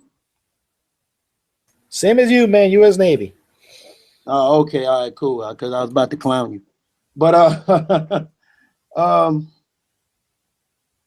the thing with that is, apparently he went into boxing because that helped him with his PTSD. And PTSD is a depression, is a depression. It's from when you see too much or there's something happens that make your mind just can't handle it. Now, even before the Iraq, I can tell you this, there was a lot of military people getting out of service who had problems dealing with regular everyday life.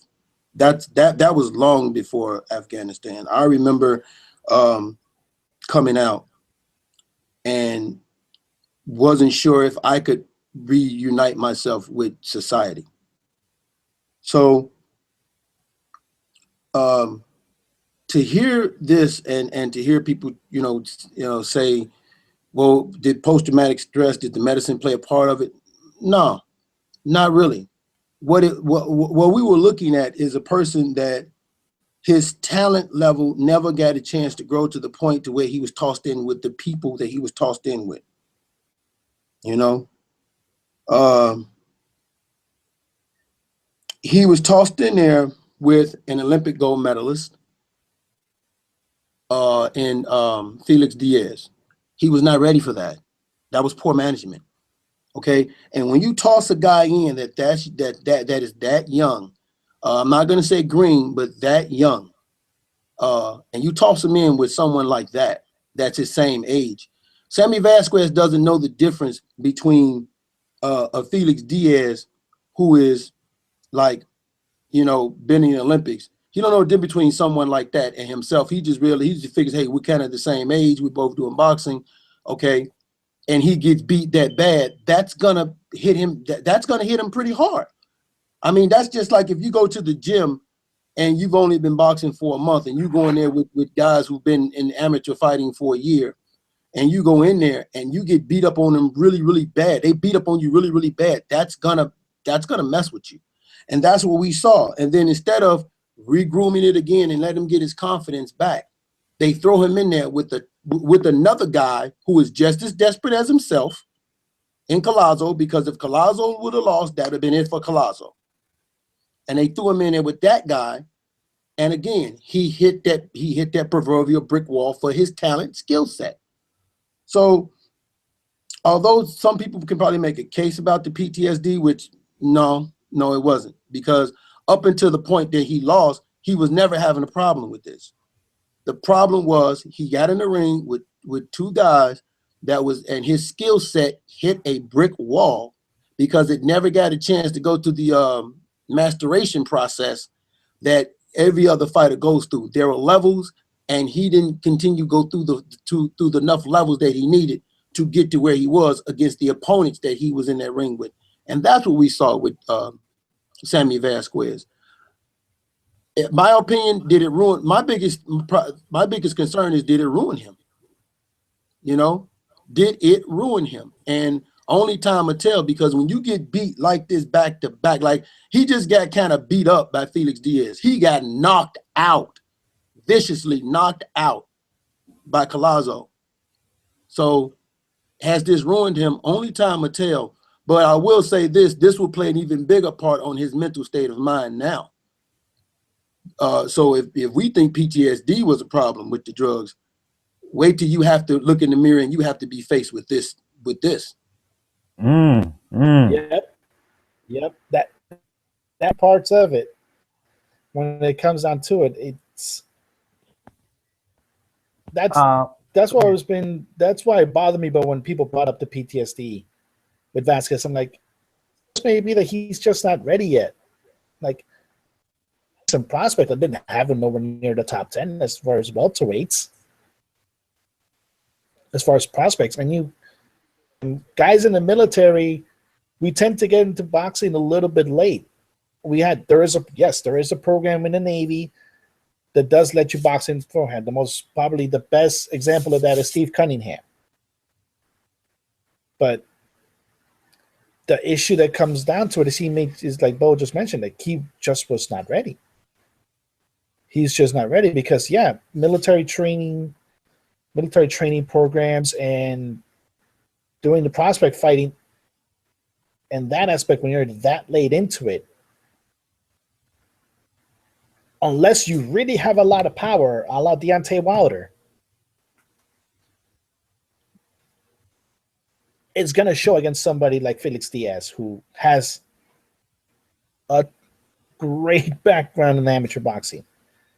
And with a Luis Collazo, a ring veteran who knows how to win, and he's pretty much above a gatekeeper at this point. That's bad management. That's bad matchmaking. You could have given him a couple other fights because he was nowhere near ready to face that guy. Bullshit. He deserved that, yeah? Because look, let me say something, yeah? Louis ain't got it easy enough. Louis ain't had it easy. When he won his world title, I talked to Louis, yeah? Louis ain't had it easy. This is the hurt game, bro. There's no easy road to where you're going. You're going to eventually fight someone. He was supposed to beat Louis, man. Like, Louis got thrown in there with the dude after Louis. Louis been in there with Thurman. He been in there with Ahmed Khan. He been getting beat around like a ping pong ball, man. I ain't got no sympathy for Sammy Vasquez. And I don't care what excuses they come up with, wherever he's got. Nah, man. Louis, look, man. Louis been in there with some killers. Shea Mosley. You know what I mean? He been in with Prime Berto. He been getting his head rocked, man. He been getting the worst end of the stick, man. Look, end of the day, look, he hurt Thurman with a body shot, right? He done knocked out Victor Ortiz. Man, look, let me tell you something. The reason why Vasquez probably lost that fight, his confidence, and I agree with Bo, his confidence wasn't all that after losing that fight and he got beat up. But that's the game, man. If you ain't good enough, you ain't good enough, man. Like, when you're hanging around just cherry picking and picking guys, man, you're gonna have to fight someone, right? He beat Wally Matusu, and that's one of my guys I thought was gonna be pretty good. He beat him, and that's a pretty good win. And like, all I'm saying is that like Louis ain't had it easy either, and Louis deserved that, man. Like, no one gave Louis a shot in that, man. Sammy was supposed to beat him. But remember again, like, when you got these guys who had long undefeated records, like their confidence ain't the best, man. I'm watching the fight now as we speak. It's on YouTube as well. Man, Louis was about his business. Louis been thrown in there. You know what I'm saying? Like supposed to lose, like Vivian Harris, them dudes just been disrespected. A former world champion, and you got this young up and coming. Like he wasn't supposed to win the fight, man. He wasn't supposed to win the fight. All props to Louis Collazo, yeah, for coming through that because he's been fighting stiff competition. And you know, and we all know when you've been in there with very best, and some guy you get in there is not good enough, he gonna feel it. And that's what happened to Vasquez. He wasn't ready, but when was he gonna be ready? When were they gonna step him up and put him in there? He's young. I mean, when were they gonna just keep on just picking dudes and ain't gonna do you? Eventually, he should have fought a Collazo years ago. Last year, it would have been good for him. You know what I mean? But now it's late in out, and now he just been knocked out. You know what I mean? And the matchmaking, they had like eventually they wanna see if this dude's the real deal or why why are we gonna hang around, man? Let's put him in there with some dude and let's see what's going on. Boxing ain't the sort of sport that people have to be nice with you. You have a couple of fights. You want to see if you can go for a title. You're supposed to be a Louis Collazo, and he didn't do it, man. And you know, when you see what happens now, maybe retire, maybe he comes back, maybe you change your whole team and then start again. Maybe you change regime. You can still do a lot of things. But you know, all props to Louis Collazo on this, man. I'm happy for Louis. I want to go to talk about some news and notes here. I'm going to split it up between everybody here in the hangout in the panel. I'll go to you, EJ. Seems as if we will finally see a fight between Kell Brook, Errol Spence. Seems like the negotiations are going pretty hard. From your perspective, with you in the UK boxing media, how close is this fight to finally get materialized? Kell Brook trying to run all day from Errol Spence. He's trying to run from me. He's trying to run from my name, boy. You don't want that fight, man. They're gonna stall. I think they got the extension. They asked for an extension. I mean, what? Like, why are you asking for an extension? Like, Kell Brook was at the Eubank fight. He said negotiations was gonna start on the Monday, right? Next thing, Eddie Hearn said we want an extension. Extension for what? They said the IBF granted them an extension. He doesn't want that fight. I don't know. He's trying to buy time to see if they can make a deal somewhere else. He's probably gonna drop the belt. So don't hold your breath. And the thing is, yeah, it's a shame though because you're like over here, people ain't giving Kell no credit, man. Over here, we're looking at his resume. We're saying like, who you actually fought? Who's on your resume? Sechenko, come on. Porter's a good win. Why didn't you give him a rematch? You know what I'm saying? Like. And Golovkin, you wasn't even, man. Look, he needs to step up, right? He needs to step up. I think Eddie Hearn's just trying to cash him out. I think they're probably looking for a Cotto fight or something like that, and that's why they asked for extension so they can make another deal. I don't even the purse. It's gone to purse bids and all whatever. I think they don't want the fight because I think Kell's the type of guy who fight anyone. It's Eddie Hearn and his management. They're looking at it like, because Eddie Hearn has invested a lot of money in Kell Brook. This is what it is, right? He's invested a lot of money in Kell Brook and he wants his return. So he got half his money back. He got half the money back with the Golovkin. He just wants the rest back. So he don't care. He don't care how we do it. Kell's gonna, because if he goes in the Errol Spence, he's gonna get eaten. Everyone knows it. It's the same way we expect him to beat Khan. Errol Spence is on form. Everything you say, man, he's ready, boy. Errol Spence is ready. And if Kell Brook gets in there, people don't give him much of a chance. So, but you know what? If you're an old school fighter, you take this challenge. You should relish this challenge. You should take out the young, hungry dude, man. He should fight him. But if he does fight him, I'd be surprised. But I don't think it will happen. And so anyway, it's been an extension. So that's the news right now. I'll leave it as that. But I've gave my point of view on both sides. I don't think he'll take it. If he does take it, all right, you might as well. Kell Brook his career will probably end. So that's my take. Wow, that's interesting because I think of the champions, Kell Brook has the best shot of beating him. I don't think Garcia or Thurman could handle Errol Spence. So that's interesting. So you say all this talk about we're in serious negotiations. They're just blowing smoke. They're stolen. Yeah, they're stolen. Of course they are stolen because when he was supposed to fight Devin Alexander, he was on it. And then all of a sudden he's ill. Then he tries to make it Devin's ill. You know what I'm saying? Like it's just been stalling tactics, man. Eddie's trying to make a deal with either Cotto or someone else where they feel like they can get their money's worth and it's worth because you're not gonna get no big money with fighting Errol Spence, even though that's the sort of fight that could put you in the Hall of Fame, bro.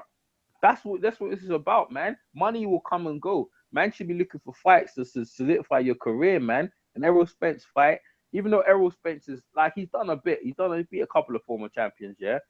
Well, he just beat Algeria. That's it, actually. Let me make a clarification of the young champions.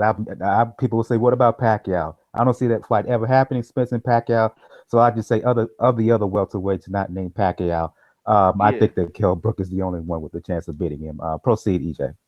Yeah. So I'm saying is that Kell Brook ain't about it, man. All he wants. They want the Amir Khan fight. I think the Canelo fight would have been good for him. If he took the Canelo fight, I'm not going to criticize him. If he beat, I wouldn't criticize him if he took the Canelo. I wouldn't criticize him if he took the Cotto fight. You know what I'm saying? They're good fights. Errol Spence fight, he's probably got more chance against Cotto and Canelo than he has against Errol Spence, man. And I'd say that because it's the styles, isn't it? It's the style, stylistically of the way he fights. He boxes, he can hold them and stuff like that. I think that but Errol Spence ain't about that shit, bro. You ain't holding Errol Spence down for nothing. You know what I mean? He he's dangerous, bro. He's just dangerous in every department. You know when he back in the day, wrestling I used to watch there, he called him the total package, like Lex Luger. That's what I think he is. He's the total package. So it seems his skill set anyway. So they're stalling. That's it. They're stalling. I'll go to you, Daniel. Interesting crossroads fight is going to happen on the undercard of Danny Garcia, Keith Thurman, Chad Dawson on the comeback, fighting Andrzej Fonfara, also on a bit of a comeback following his loss to Joe Smith. Desperation fight for Dawson. Well, for both fighters, but particularly for Dawson because this looks like to be his last shot. Daniel. He doesn't deserve this shot. I'll be blunt. Why are they giving Chad Dawson this fight? Now, with Fonfara, I get it. Like I said, it's a name that you can put on your resume, and you want to prove that knockout by Joe Smith was no fluke, even though we've seen what Joe Smith has done to people like Bernard Hopkins. But it's going to be bad. It's going to be bad, I think, for Chad Dawson because he hasn't been right since Andre Ward. It's not as bad. I don't consider him as bad as what Donaire is, because when I say Donaire, I say Guillermo Rigondeaux ruined Nonito Donaire. I don't think Andre Ward. Say again? Rigo exposed Donaire from a technical standpoint. Yeah, Ward destroyed Dawson from both a technical and physical standpoint, from a mental and physical standpoint. That's the difference. Yeah. No, well, part of me, like I said, to me, like I said, Ward didn't do it. Stevenson's the one that did it. Well, you're right. Both and. Yeah, both did it in that sense, and they've tried to do this comeback, and he's been looking bad every single time, and they've tried to do it against no-name competition. This is a legitimate top 10 light heavyweight in Fonfara, who's probably a good student when it comes to trainers, because now he's with Virgil Hunter. So it's not going to be interesting. I'm just going to see Chad Dawson just get beat up again. I get it; it's a fight. They have to build up this undercard, but it's a bad move. It's a bad move for Chad Dawson.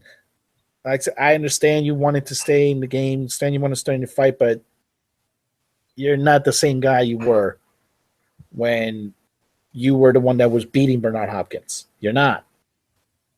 He's not. And he's still young enough where he can go retire and still live with his life. He's got a wife. He's got young kids. Well, the problem is with that, Daniel, is let's just how can I put this politely? There are other members of his family who have put their hands in his pocket.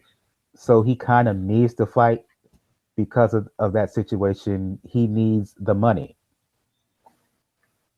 And that's what it's all about in boxing, isn't it? It always is. It's whenever you come back to the ring, there's always going to be money involved. Why are we having Canelo fight Chavez Jr. on Cinco de Mayo weekend? Because it's money involved.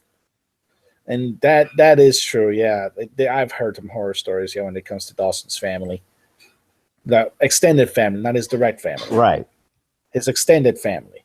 And that's a bad trap. Like I said, and it can go from Dawson to we're suing Manny Pacquiao, where Manny Pacquiao pretty much is the MC Hammer of boxing.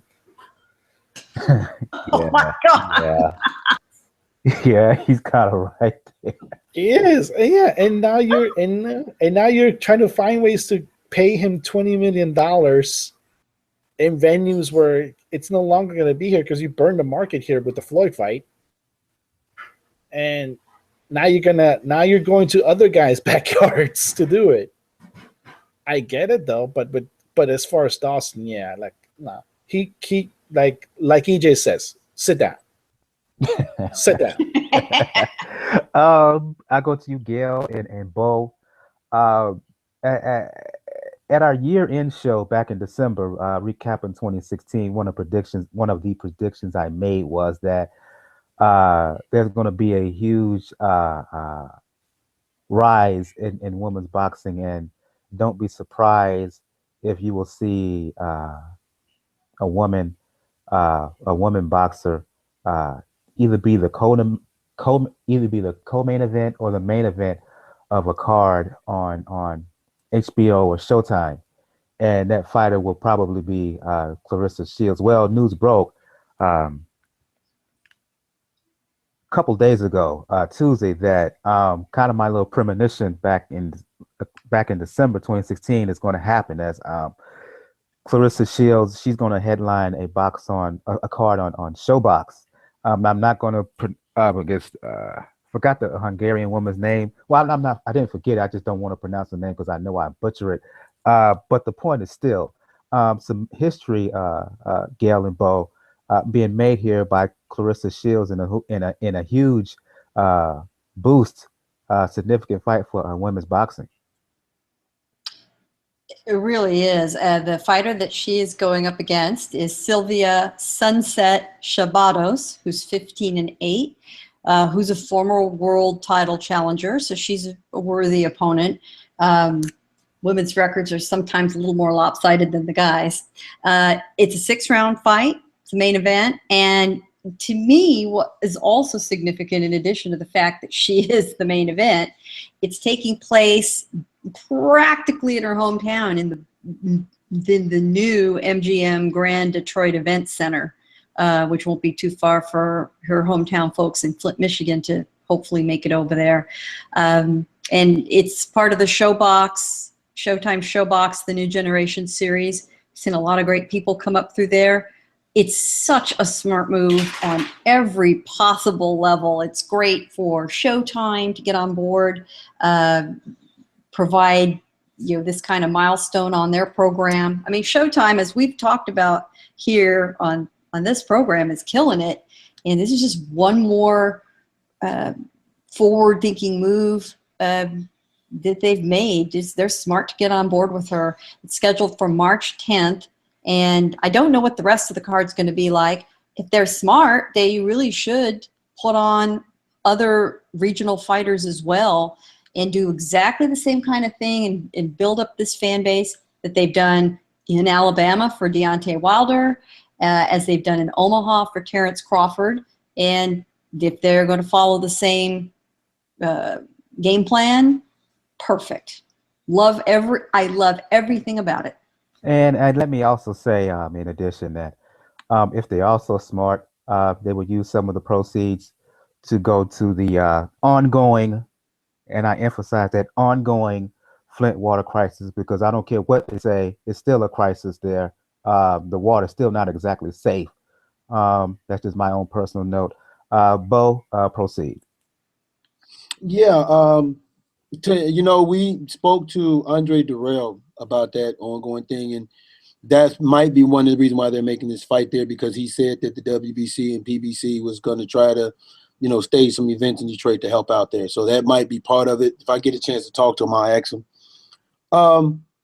To Gail's point, Lou DiBella has always been sort of like an advocate for women's boxing, and now outside of Claressa Shields, you have Heather Hardy fight on the Thurman Garcia undercard, and she's from Brooklyn. So another great idea. Now you have a home fighter, regardless of whatever she is. But now you have a home fighter that's going to be fighting on the undercard of a big fight in Garcia and Thurman. And Heather Hardy is no stranger to that, because she was on the undercard of the Spence Bundu fight on national television. This is a smart move from Showtime. And what makes it a smart move is this. Number one, and I've said this, I put out a tweet. I said if Cecilia Brackets, Heather Hardy, Claressa Shields were men, they probably get praised for some of the accomplishments and accolades that they have. Claressa Shields is a 2-time Olympic champion. And the sad part is we're just not talking about her right now. She should have been talked about. Winning 2 gold medals. She's a 2-time gold medal champion. Well, she should have been on the cover of Ring magazine before Ronda Rousey. I know that's a damn sure. Yeah, I agree with kidding. you. Well, and if she was a man, she'd be signed to a major contract. They would have been salivating over her far more than Shakur Stevenson. No disrespect to that young man, but it is all over, boxing social media and reports tonight about him signing with Top Rank. Exactly. And Shields should have had way more hype and big money thrown at her. And, she is going to blaze a trail. I think it is finally time where the women are going to break through in boxing as they finally did with mixed martial arts. It's time. The time is now. The talent is there. And it needed to be a critical mass. It needs to be enough women to have enough bouts and enough good competition to be interesting.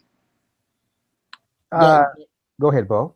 That's a great point, Gail. But what I like most, and this is what people don't seem to, if you watch women's boxing and you follow it, they're not taking easy fights. These are not easy fights you are looking at. Okay, Amanda Serrano, when that girl she fought was a very tough competitor, and she showed up.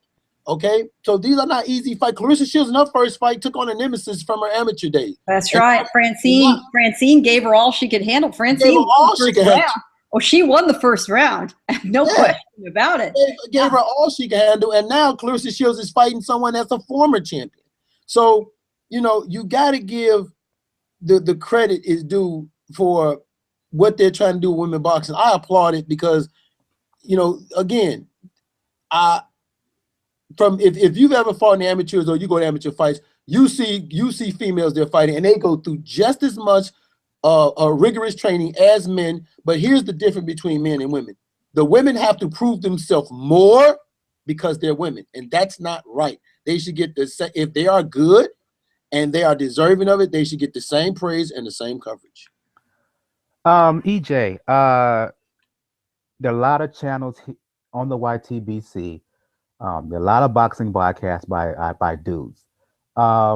You're one of the few men I know in the YTBC or anywhere else who give serious coverage and attention to women's boxing.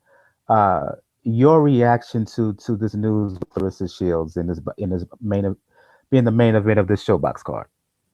Well, listen, man, she earned it, man. She earned it. She's a 2 Olympian, so she earned it right. She should earn the right, and she should have been doing that, man. I mean, she's exciting. You know what I'm saying? I think it's just well deserved, man. To put her into that position. Showtime. If you think about Showtime with Ronda Rousey, they was the one who showcased her when it was Strikeforce on that network, Showtime. So they've been forward in putting women's fighting, whatever, combat forward for years with Ronda Rousey and Michelle and Cyborg as well. Cyborg and Gina Carano. So they've been forward in doing that. So I'm props to them for doing that and putting her out there. But the people will see that she's exciting, and everyone will get their money's worth, man. She's entertaining. Her very first fight. I mean, boy, listen, that was like the fight of the night. I remember there was a lot of fights that day, but everyone kept talking about that fight right there. So you're getting your money's worth, and it'll be a second fight. And also we're over here. We've got Thingy Taylor. What's her name again? Oh man, Thingy Taylor over here. Katie Taylor over here as well. So and the Nicola Adams are gonna turn coming out. So all over in some Ireland to the UK and then the US, you got women's boxing and coming in the forefront, and it should be, man. I've been covering women's boxing for a while, man. And like, bro, I've been enjoying some good fights back in the day, some good fights. And with these young, three of them, right? Nicola Adams is kind of getting on, yeah, but Katie Taylor's like fairly young, and obviously you got T-Rex in it. She got some good years on them, so it's some good fun years, and people, I think they'll be the trailblazers, the next generation to say, you know what, women's boxing, the women can go just as good as the men. They can throw hands just as good as the men, and be entertaining as well. So I'm happy for her as well, man. It's a good look, man. The one thing that does need to happen in women's boxing, we've talked about this before, and I have beat on this before. The women need to fight 3-minute rounds just like the men. Absolutely no reason they shouldn't. It would result in a lot more knockouts. Think about one of these days I've got to do the math and compare the knockout rate for the guys who go 3 as the women who only go 2. Girl, that's not the one, girl. That's not the one right there, man. That's not the one. You see what you just said there? That will kill women's boxing right there, man. That they need to stay away from that for a while, man. I mean, like the knockouts of what we no. Women going down on TV don't go down well. Good couple of scraps for a couple of minutes and then stop it. That'll be fine. But when you see a woman go down, man, nah, bro, that girl, that's bad. No. Yeah. I don't know if people like obviously back in days, but in this play correctness, nah, man, I don't know how that's gonna go down, man. You know what I'm saying? Or a woman gets seriously hurt. I agree with you with the 3 minutes though, because in MMA the women have 5 minutes like the men. You know what I'm saying? I agree. I'm just saying they need to. There's just it was. I mean, we're talking about the same sort of attitude back in the day when women weren't permitted to run a full marathon. Really, I mean, it's just plain silly. Mauricio, what's his name again? The guy from the WBC. He's the one that implemented them rules, I think, because they're the foremost leader in women's boxing in the WBC. And Mauricio Suleiman, he's got Mariana Suarez, La Barbie, all the Mexican women champions. He's the one who makes sure that the women's have them sort of rounds like. So I guess you're gonna have to go for him because he's the reason why they're the reason they put all these safety things in there. Well, I have crossed his path several times, so we're gonna have to have a chat. I'm gonna, his English is just fine, so we'll have to have a chat with him. Speaking of which, I'll just throw in very quickly, even though it wasn't on our rundown. Zhakiyanov defended both her WBC, WBA junior featherweight titles, and did very well against Ana Maria Lozano, who was from Venezuela. Good fight, a lot of action, no knockdowns, no knockouts, but they were the headline event too in Rosarito, Mexico this past weekend. So Mexico, exactly. Mexican fans do appreciate the women fighters, and they have some great champions. And here in the chat, I also here in the chat, excuse me, EJ, I also have to note, Anthony made a comment. He just also made that Marlena Esparza just signed to Golden Boy. She will be fighting on ESPN2 on a Golden Boy card as well. So Marlena Esparza, who fought 2012 Olympics, she tried for the 2016 Olympics but was upset. She briefly retired but decided to turn pro, EJ. So she just signed to Golden Boy. Just signed her. She's going to be fighting on ESPN2 upcoming. Everyone's doing it, man. Everyone's doing it. Everyone's doing it, man. And Marlon signed with Oscar De La Hoya. So, so he's got some skin in the game, so to speak. Yeah. That one's going to be fun. And hey, Actually, Man. I want to bring up let me bring something up right quick. How mad do you think HBO is right now? Because they have been on the Claressa Shields bandwagon all of last year. They had a chance to put her on actual pay-per-view on the Kovalev War card. Now Showtime is now swooping her away, making her a headliner on a card. And like I said, I think at the end of the year, you're going to see an all-women's card on Showtime, and it might be headlined once again by Claressa Shields. How mad do you think HBO is? Yeah. Well, they did it to themselves. They did it to themselves. They could have put her on the air as a swing. It's only a 4-round fight and 2-minute rounds. I mean, the whole thing was done in 15 minutes. You think they could have spared that? We got a highlight reel for about between rounds about 60 seconds. I think that was all they showed. Well, look, which is a shame. The fans in the arena cheered more for that fight than up to and including the main event. Well, listen, EJ talks about early in the show how he doesn't feel sorry for Sammy Vasquez Jr. Nope. I don't feel sorry for HBO. This has been a continued dropping the ball. They've made mistake after mistake for years now. Hell, I'll go back so far. Ever since they decided to part ways with Floyd, they've been failing. And this is just another continuation of that. So and Showtime has picked up, has stepped it up, and particularly over the last 2-3 years has been kicking HBO's ass. Mm-hmm. So yeah, I'll just follow up what EJ said. I don't feel sorry for him. Mm-hmm. Let me clear my throat. Uh-oh. Let me tell you, let me say something. I can give, oh my God. Put it like this. You know how you got that one family member that you say to yourself, if anything happens to him, you're not going to cry. You might feel a little bit sorry, but that's about as far as it's going to go. I don't even feel that shit for HBO. And I will tell you why I don't feel like that for them. Because HBO for years have modeled their boxing around one thing and one thing only for a very long time, which is pay-per-view. This is why I've been making these posts about this isn't for casuals. Because if you look at some of them posts, what was it saying on there? King pay-per-view, KO pay-per-view, Top Rank pay-per-view. Everything with them have been based around pay-per-view. They have, and it's been based around pay-per-view. Once stars, I became stars. HBO never had a farming system like Showtime did with Showbox to create in stars. They threw a lot of money once you became big stars and brought you over. Well, they had it, they had it with After Dark, but they let that go. They didn't cultivate it enough. But see, that's what I'm saying. They gave up. Matter of fact, they had that, and then I think they had KO Nation too at one point, and they dropped that. They got arrogant. They got complacent. They did nothing to improve their product. They allowed us to constantly watch Top Rank recycle goddamn fights all the fucking time, okay? And then this latest fiasco with Canelo. No Canelo and 3G. Canelo and Khan. Canelo and Liam Smith. Canelo and Kirkland, Cotto and Kirkland, throwing this bullshit at us, charging you $70 fucking to watch this, and then you think I'm gonna cry for you when you basically tried to bend me over and not even give me a damn reach around? No, I don't feel sorry for them. Tell them why you're mad, son.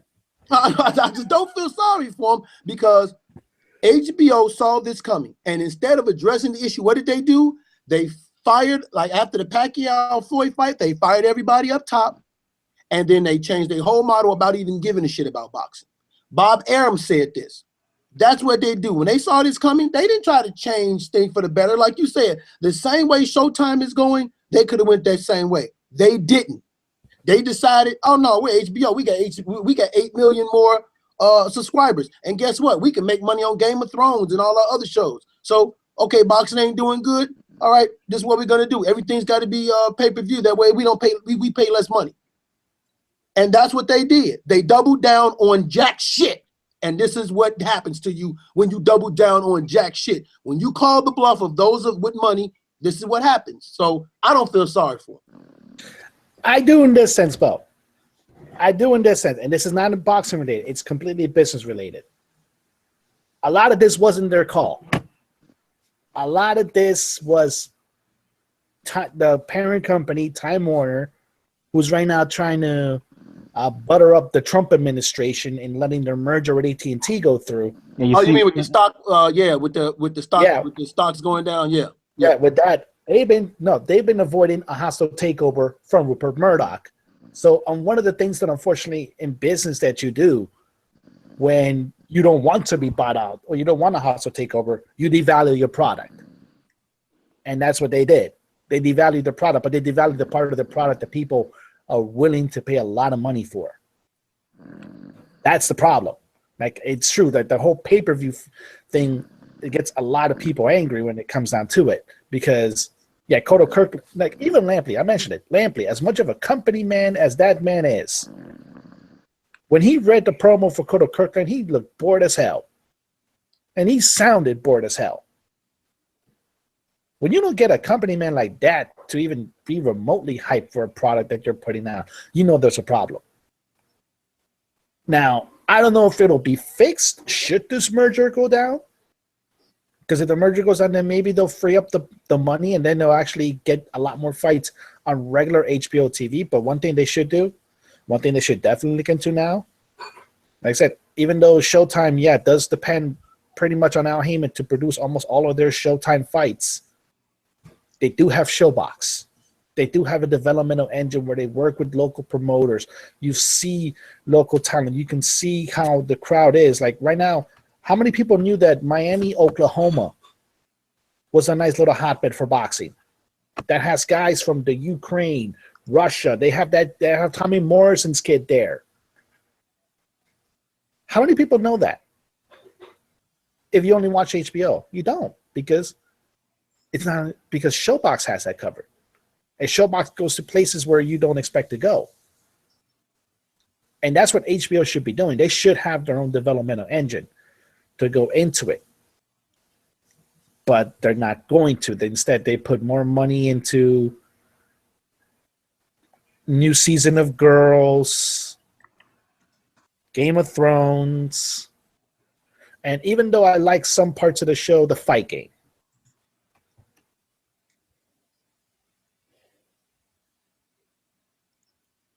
Yeah, I'm I'm not mad at Game of Thrones because I like that show, but I see your point where they focus too much on programming and that combined with trying to ward off the takeover from Rupert Murdoch. It has all hurt HBO. I want to move on and close down the show by previewing the fights that's happening this weekend. Focus on tomorrow night doubleheader in Toledo, Ohio. On Bounce TV, headlined, of course, by Robert Trouble Easter, IBF Junior Lightweight Champion, coming off his exciting title win over Richa Kome, one of the better fights of 2016, making his first title defense against Luis Ortiz. I'll go to you first, Gail. That fight, as well as Rau'Shee Warren on the undercard, I don't know much about his opponent. I'm not even going to try to pronounce his name because, I know I'll make a mistake and just butcher it. But Easter Jr., Luis Cruz, Rau'Shee Warren fighting on the undercard tomorrow night in Toledo on Bounce TV. Your thoughts on both fights? These are, I would say, barely a tick above showcase fights for both these guys. I don't think either of them's going to have any problem. Easter's a very exciting guy to watch. We've all been very happy with his performance. He needs to sort of check the box off here, have a good performance, but just not, when you're on Bounce TV, let's face it, we know where that's going. Rau'Shee Warren's had a little more trouble. I'm not mad at that though, Gail, because I'm not too mad at it. Just like Andre Ward on BT, this fight is mainly trying to attract the black audience, and I'm not mad at that at all. No, and the truth is, if you're a boxing fan, you're gonna find it. It's not hard to find. If it's not carried in your area on cable, it streams online. It's a piece of cake. You don't have to scurry around. It's no problem. You should be able to see it. And these are two young American boxers, born and bred. You need to watch. You need to watch these guys. They are both trying to, break up to the next level. And to me, I don't have too much of a problem with, sort of a showcase make work fight. If it gets them in the ring, keeps them active, keeps them training, keeps their head on straight. To me, sometimes these sort of fights are more about making sure you're mentally sharp and mentally strong as anything. Bo and then EJ. If EJ's still up, I had to put him on mute because I heard him snoring there. But first, Bo.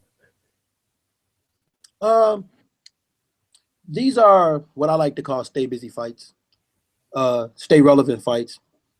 The last, I remember EJ Smith fought on Bounce TV. I think they did 1 million views. So, and I think Bounce TV is something that he doesn't necessarily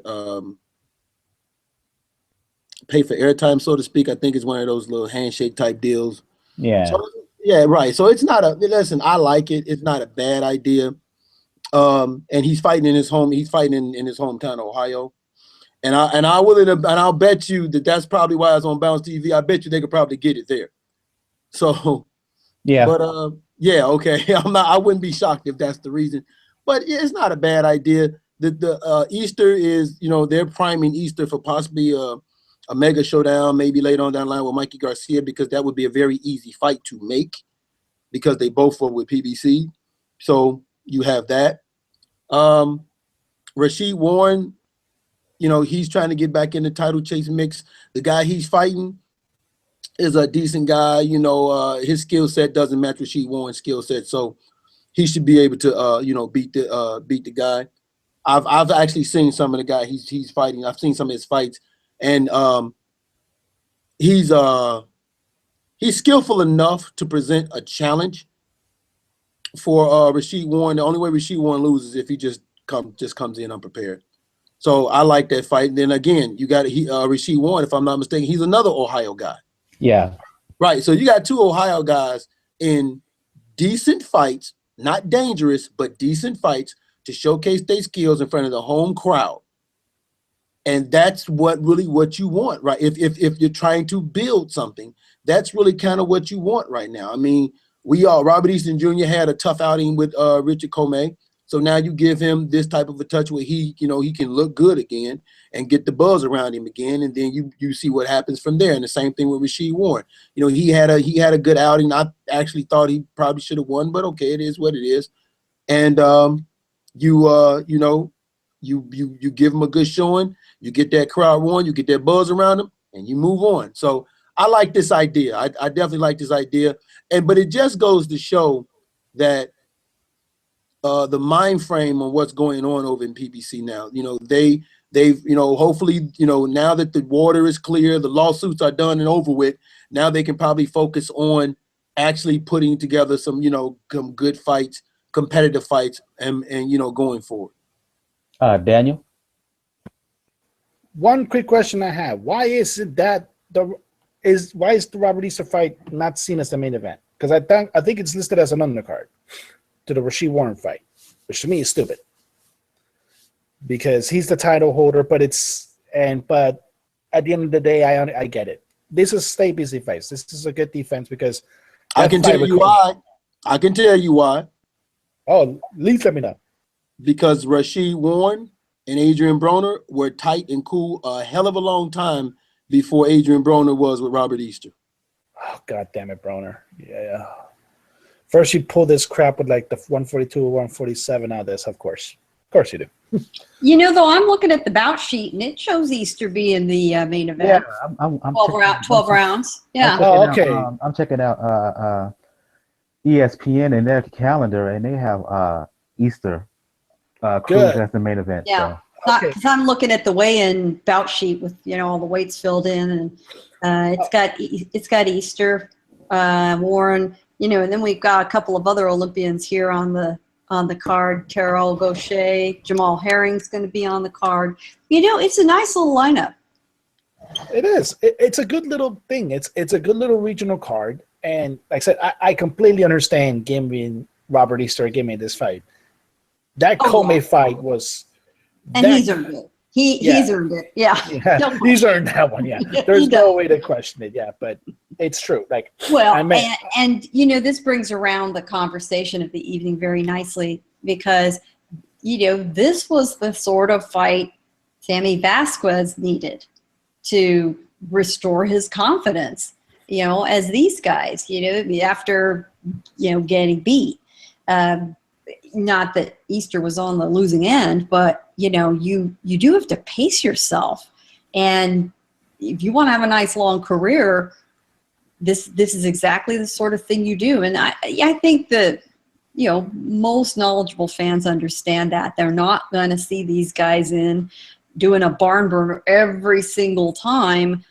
Case in point, you know, our friend Mr. Vargas had a very rough outing a couple weekends ago because you just can't be running at full throttle like that and last very long. You just can't.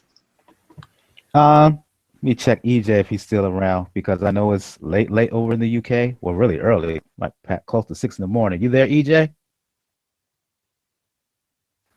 Nah, he probably fell asleep. So I think we're going to we're going to shut the show down. On that note, I'll go around the panel here. Ladies first, starting with Gail from Communities Digital News. For folks who want to talk the sweet science or anything else, let the folks know where to find you. Yes, sir. I am at Communities Digital News. And that's COM, C-O-M-M, Digi, D-I-G-I News, comdiginews.com.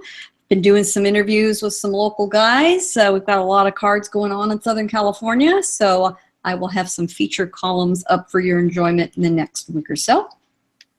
And I'll go to you both from Truth and Facts and Boxing. And I want to give a shout out to Bo. He invited me for an interview with up and coming UK middleweight Linus Udofia. Took place last week, I believe. So I want to give a shout out to you both for folks who want to talk boxing or anything else, or your adventures with your daughter. Let the folks know where they can find you. Yeah, you guys can find me. Well, you can always find me right here on Pound for Pound, talking with some of the best and the brightest about boxing right here. Of course, I'm number one, but no. I just had to throw that in there. But yeah, you can find me on Pound for Pound. I love talking with you guys. It's always great. You can also find me on the Movement Podcast. That's 724-744-4444, 142-097 £. And you can also find me on Facebook in any group, the Movement, Ring IQ, the Google Plus, Twitter. You can follow me on both Twitter and Instagram at truth_factbox1. That's capital T for truth, _, capital F for fact, box 1, and that's for Twitter. Instagram is just truth_factbox1. And you know, I just want to say one thing. I love the retweets for Daniel, because from a political standpoint of view, you might not like get a lot of laughter when he talks, but if you look at his retweets, they will crack you up if you have that sense of mind. So props to Daniel for that, and props to Gail for her her writing. It is very superb, very good. You know, and if you're not smarter than a 5th grader, you'll still be able to get it. And thank you very much. I appreciate that. I do try to write for the general audience because I want to get more people interested in boxing, and it's the stories about the people and what drives them that's of interest to me. What makes a guy or a gal get in that ring after working that damn hard and, you know, risking themselves, as they say, for our entertainment? So thank you very much.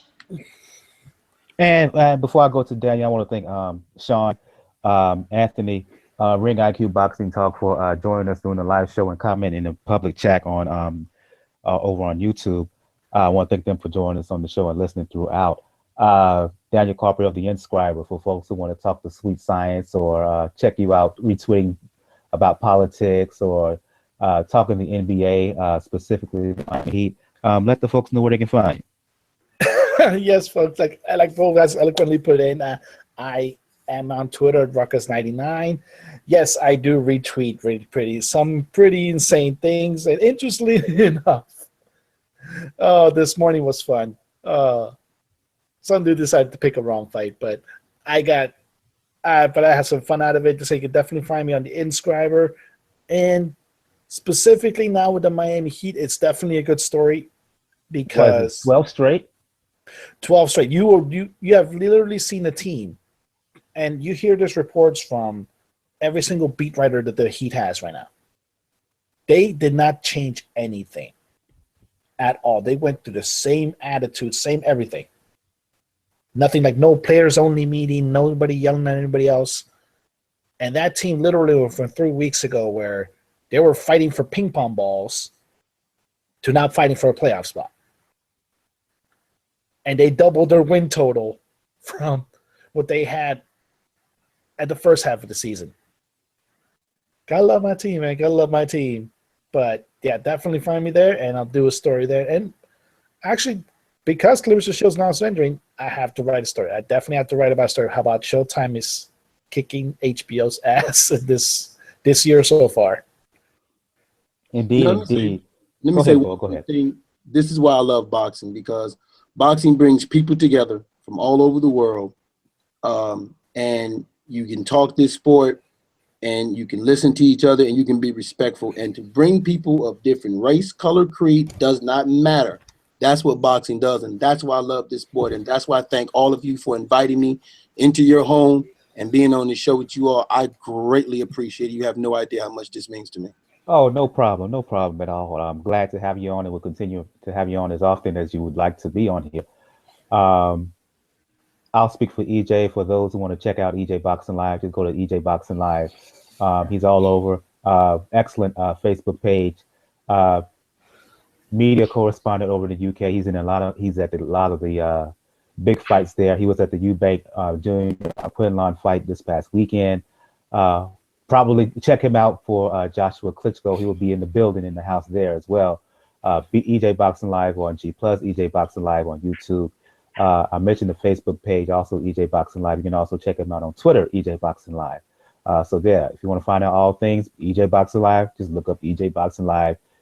He's also on IG as EJ Boxing Live as well, where he does from shopping videos to videos of him at the gym. He works the pads with young fighters. So yeah, EJ Boxing Live, really good brother. If you want to talk boxing or music or politics with me or anything else, you can check me out on Twitter, Brother JR at Brother JR76. As I stated earlier in the show, if you want to find out all things regarding Pound for Pound Boxing Report, please check out the blog page, P4P Boxing Report, .wordpress.com. On the right of the page, you'll find links to find the pages on Facebook, G+, Tumblr, and also the links where to listen to us on iTunes, SoundCloud, Google Play Music, Player FM, Stitcher Radio. On the next episode, as I'm watching this heck of a UCLA, this Lonzo Ball dude, kid, he is really, really good. As I'm watching this while doing the show. Next episode, Pound for Pound Boxing Report. Let me get my mind right. We will do a recap of Easter Jr. and Cruz, of Rau'Shee Warren and his fight. We will also do a preview of Adrian Broner, who's returning to the ring to fight Adrian Granados. Lamont Peterson is fighting on that undercard, so is Tevin Farmer. So we will talk about those fights that's down in Cincinnati on Showtime. So yeah, for EJ Boxing Live, for Gail Funkenthal Community Digital News, both from Truth and Facts and Boxing, Daniel from the Inscriber. I'm your host, Michael. Episode 157 of the Pound for Pound Boxing Report. Everybody have a good evening. Thanks for joining us. Good night. Good night. Amen. Good night. Oh.